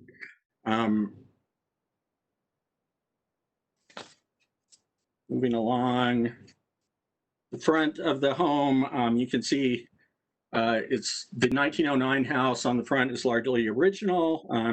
You can see that it's a Victorian style, probably a pattern book design. You see a lot of these examples throughout the city, dating from about this time period. This is a 1909 home. It was built for Fannie Mae Taylor Woodard, who lived elsewhere. She was at 1211 First Avenue, but she constructed this as a rental property. It was then sold, owner occupied. One of the occupants became federal judge, Court of Appeals, but obviously didn't live here because the Court of Appeals was in Denver, but at one point lived here. And then later, the home was bought by Dr. Frank Jonas, who just incidentally happened to be a member of the city's first landmarks committee when that predated this commission when it was created in 1976. You can see the original details are all pretty much intact. The windows, the door, the wood railing, the tripartite windows, and then the scallop-shaped wood shingles on the front. You can also see the alley and obvious grade changes from the retaining wall there. Okay, this is the west side and the south side. The original materials are painted brick with wood shingles in the gables. And the owners have used these materials in the new addition. You can see in the left-hand slide the 1955 attic addition, which added a shed dormer to this side of the building. That space was originally constructed as a bathroom, and so that's why there's the horizontal window there. Kind of the location of the bathtub drove the shape of that window. It's also clad in wood shingles. These are horizontal. They don't have the scallop shaped as on the front. In 1965, the owners constructed a new, larger porch rear addition. That replaced a smaller one that was apparent on Sanborn maps. This one is fairly significant. It also created at the time a basement entrance and expanded the living space in the basement. You can see more of the 1965 edition here. It has very similar fenestration pattern to the 1909 house, vertically oriented sash windows. It had aluminum siding. The owners are proposing to retain this addition, remove the aluminum siding, but the addition itself would be incorporated into the new addition. You can see from the number of stairs coming down to the backyard, the height changes. That's the main floor height that they would like to continue out onto the new addition. And then the upper story height is driven by the top of the 1965 edition as well. Turning to the garage, it's also been the subject of many changes over the years. This is at the southwest corner of the lot. You can see the gable roof original. That there's a shed that's shown in the 1950 Sanborn map that it is in a different location. So this may, looking at the building, it's typical of pre-1950 structures, but it could also, it's a basic garage basically. You can see the east-west slope very clearly here, and you can also see the utility pole that is a constraint on the south property line. And the current location creates a blind corner at the intersection of these two alleys that is addressed in the new proposal. These are other views. You can kind of see where there's been additions. There was a 1965 addition to the building that expanded it to the north. Then there was that little pergola, a nice grapevine there, and then a smaller shed. Neither of those appear on the Sanborn map, so we know that they date from post 1950. One thing to note is that these kind of outbuildings are within the expanded period of significance for the Avenues Historic District. When it was updated, they were probably constructed within that time period, but in this case, we're finding that in the past, demolition has typically been approved of these structures. Considering them as contributing buildings that need to remain on the property would be a straying from the norm here. And typically those would be good examples of a rare building type or have clear ties to the significance of the primary building on the property, and we find that that wouldn't be an issue here. Okay, there are two major aspects of the project. First focus here is on the addition.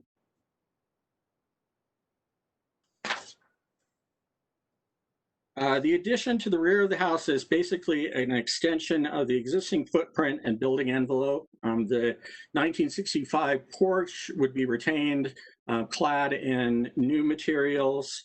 The applicants in their proposal have proposed wood shingle and brick. They've also included windows that are also proportionally narrow sash windows. The upper story windows are a little more horizontal, but and we've discussed general constraints of the windows. They're willing to work within the guidelines proposed, or the guidelines for additions that the Commission has adopted. There are a number of special exceptions, as I mentioned. Here, a couple of them are detailed. The side yard setback would be 5.6 feet required based on the width of the lot, but here they're requesting 4 feet. That would allow them to use the footprint of the existing 1965 porch, and then just go back in line from that. The shed dormers on the rear, the maximum dormer width allowed generally is 10 feet. Here we're increasing that to 15. This is the west elevation. Don't know why it says east, but you can see that the grade changes substantially here. It's going to be a much taller addition, but again, it's following the roof line of the existing building. And like I said, it allows the finished floor heights to remain consistent. You can see that the addition is kind of an outdoor living space with a master or a bedroom and bath addition above, space above. Okay, you see more special exceptions have a similar dormer width exception. The maximum height of the building would match the existing height, and the maximum wall height of the building also similarly match the existing height. Those exceed the allowed, even with the ordinance's allowances for grade changes. Okay, this is the rear of the proposed addition. And you see some design cues taken from the original building. Also, the little walkout porch on the second story. Those kind of things are typically reviewed and have been approved. You probably have seen them for additions in the avenues.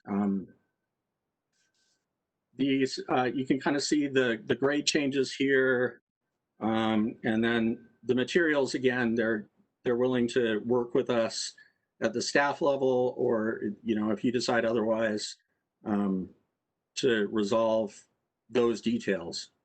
One last look at all of the special exceptions required. Nothing you haven't seen before here, but just from a different view. Now we turn our attention to the garage. Like I said, it's on the site of an existing garage and then a small shed there. Just to the east of that garage, there's a concrete parking pad, and that kind of provides the entry. There's a reorientation here where the entry would now be directly onto the from the west of the building into that alley that runs north-south. You can see the various grade changes. They're proposing a fiber cement siding on the building with window and door details to be determined. These are the other elevations, and just because of that slope that you saw in the photos earlier, the special exceptions are required in order to get a gable roof. They need the height exceptions on both the max wall height and the maximum height. That's only on two sides of the building. The others comply, but we're just showing them here. So in sum,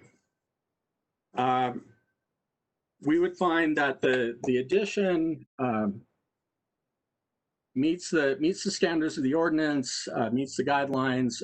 There may be some questions as to differentiation of the addition and the original building. This relies on a design vocabulary that's very similar to that of the original. I think that's appropriate here. It's kind of like what Scott Anderson was talking about with the previous case. And we can work through any final issues with that. And so we would recommend that the condition be approval of those design details delegated to planning staff as part of the work. We've noted, you may see on those that things to be worked out are the materials, the more details on the wood, on the windows and doors, the roof eaves and the cornices, columns, railing, garage doors, things that are typically addressed at the staff level. The primary motivation for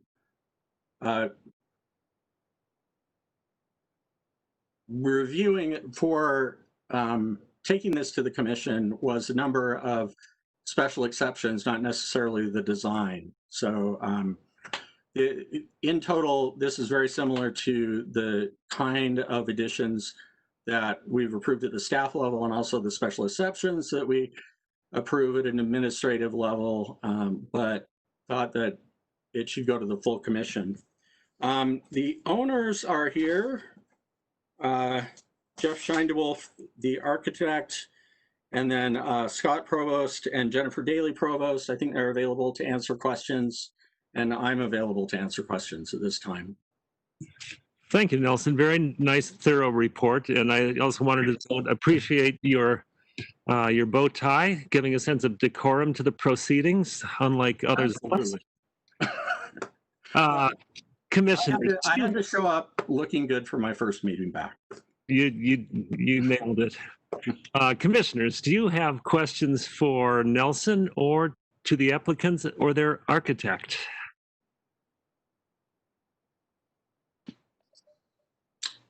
Can I just say that I've worked with Nelson on historic stuff for a really long time, and I feel like he was underused at the state, and it's really nice to have him at the city.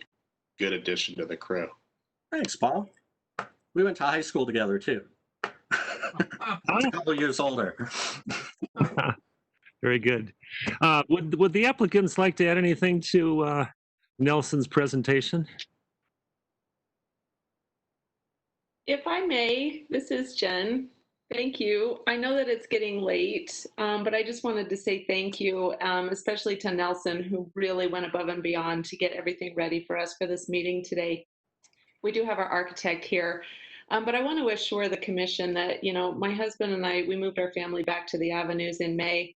We specifically looked for a house in the historic district because this is exactly the type of home that we wanted to live in. The additions and the garage especially are unattractive and in disrepair, and it is our sincere hope to make the whole house and the whole property more period specific because we love the period look of the house. It's why we wanted to buy in this area, and we think that it is our sincere hope that the house will contribute to the aesthetic of the neighborhood in a much better way than it already does. We are absolutely committed to partnering with Nelson and his team on the design specifications, and I think that we all have the same goal. We're really excited to move forward with the project, and I know that it's getting late and we want to try to finish on time, so I'll just wrap up unless anybody has questions, and thank you again for having us tonight. Well, thank you. There's really no hurry. We've got as much time as it takes to do this right. Thank you. All right, commissioners, any questions? Okay, seeing none, I guess we will open it up to public comment. Nick, do you see anyone with their hands up? Well, the only person left in the audience right now is Cindy. I don't know if she wants to speak on this or not, so let's just unmute her. No, thank you. All right. Very good. I want to note that Cindy was also at my first meeting in 1998 and my last meeting in 2004. And she said that, you know, she doesn't look as good as she did back in 98. And I think she looks pretty good. And she's gotten a lot wiser, presumably, too. Totally. All right. Very good, then. I guess we've... How do we speak on this? Do I just start talking? Yeah, please. Okay.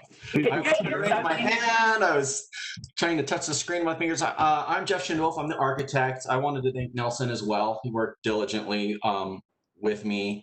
And, you know, I had specified matching the materials and the colors. And he informed me that is, we need more detail with that, and that he could help me with that, because we did want wood or wood clad windows. We do want to do those items. Another thing is with the garage, a couple of things. We moved it again for the view. When you go around that corner, it's a blind corner for sure, and the garage is right near that telephone pole.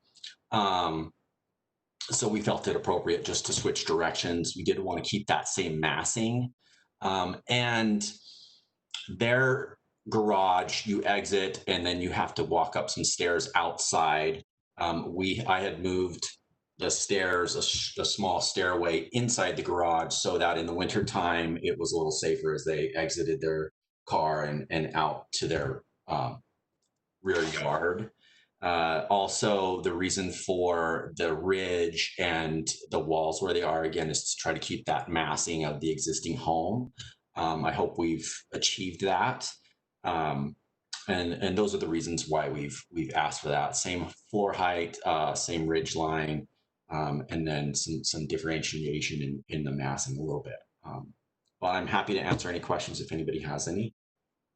Just wanted to raise my hand, sort of. Good. Thank you, Jeff. Commissioners, any questions for the architect?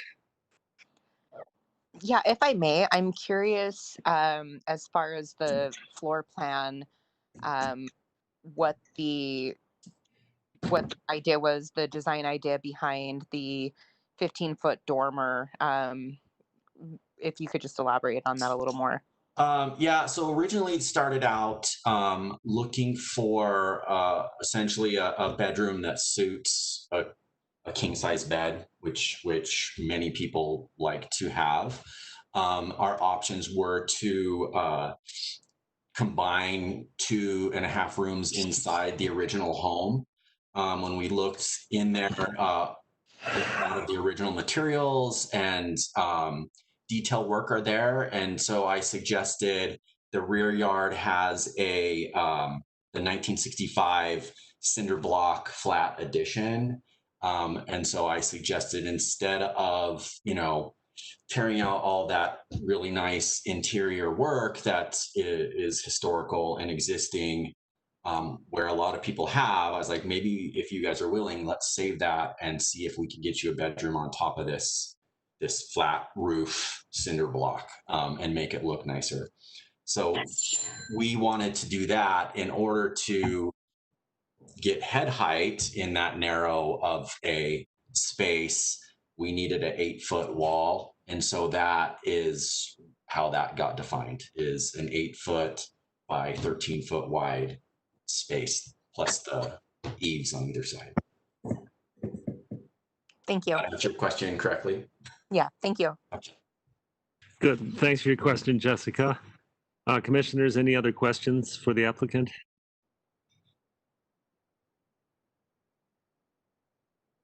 Okay, hearing none, let's move into executive session. Thank you, Nelson and applicants.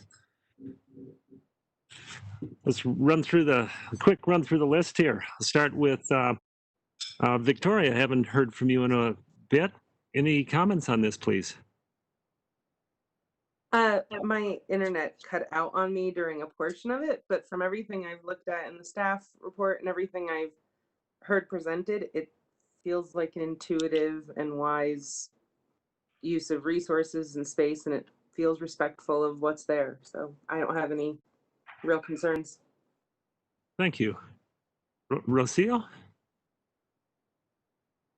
I'm in as well. I appreciate when folks defer to the expertise of their architect and the planner that is working with them. I think that takes a lot of humility. So I think they really respected the restrictions, and they actually embraced the restrictions of being in the historic district, which is something that we haven't really been seeing a lot of. So I'm good. Okay, very good. Thank you. Robert? I don't have any specific comments. I like what they're doing there. It's a nice move in all directions. So I totally support it. Very good. Paul? No, great house, great upgrade to it. Looking forward to seeing it get done. Good. David? Yeah, welcome back again, Nelson, and appreciate your bow ties and the wonderful historic lead-in about Victoria Place. I like Jessica. initially had some issues with the length of the dormer walls, those 15-foot dormers. And the more I got into the design and the project, I think that there's so many good things going on here that they deserve a special exception for that, the dormers specifically. As for special exceptions for height, it's really kind of a no-brainer. That's why the commission's here. The heights are to work with the existing building and the existing grades, and I'm very supportive of that. And to bring this on home, I think it really does a nice job of cleaning up the back of the house and the entire rear yard. So good job, guys. Yeah, good. Thank you. And Mike? Yeah, thank you. I'll remember to wear my bow tie next meeting. I'm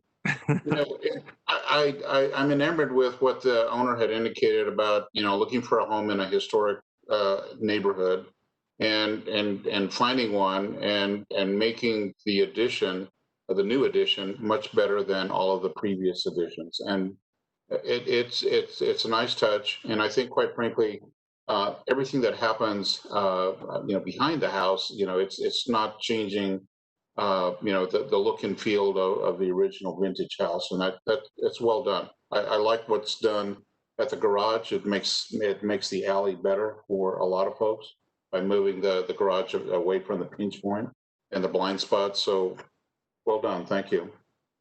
Yeah, I agree. I appreciate the owners being willing to take on something like this, and the architect for doing a good job in taking that hodgepodge of odd appendages and cleaning it up and unifying it. So I think it's a good project and a good approach. So therefore, we are ready for our final motion of the evening. Can we hear from someone who hasn't made a motion yet tonight? Please.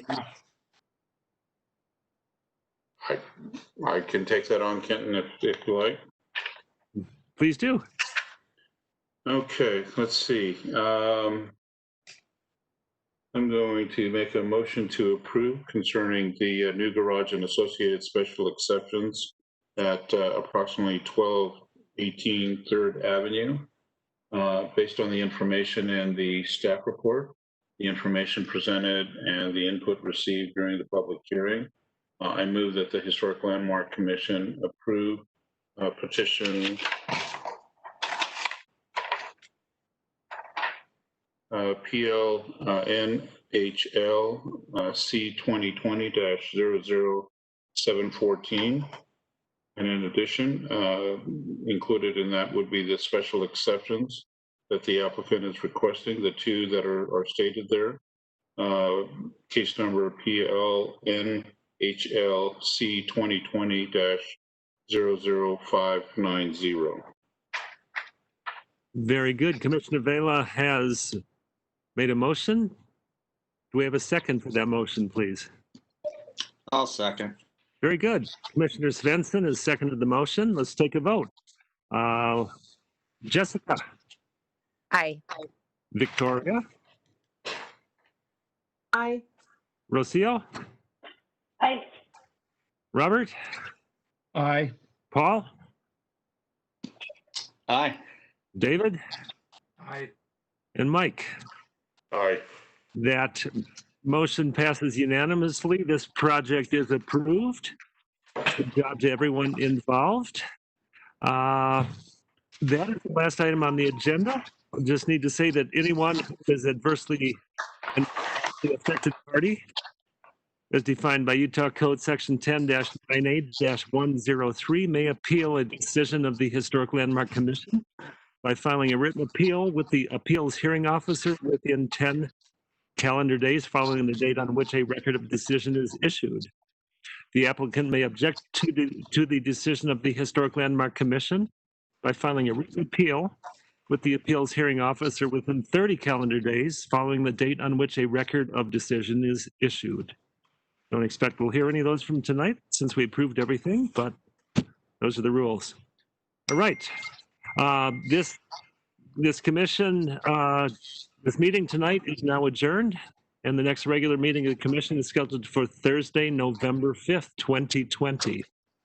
Thank you to all the staff involved and the commissioners and the applicants and everybody. Have a good night. Hey, Kenton, real quick before everybody leaves, just want to let you know I did send an email to our HR department about getting photo credentials for each of you. So I'll let you know as soon as I hear something. Excellent. Thank you, Nick. Yep. All Thanks, right. everybody. Good job tonight. Thank you. Thank you. Good night. Good night.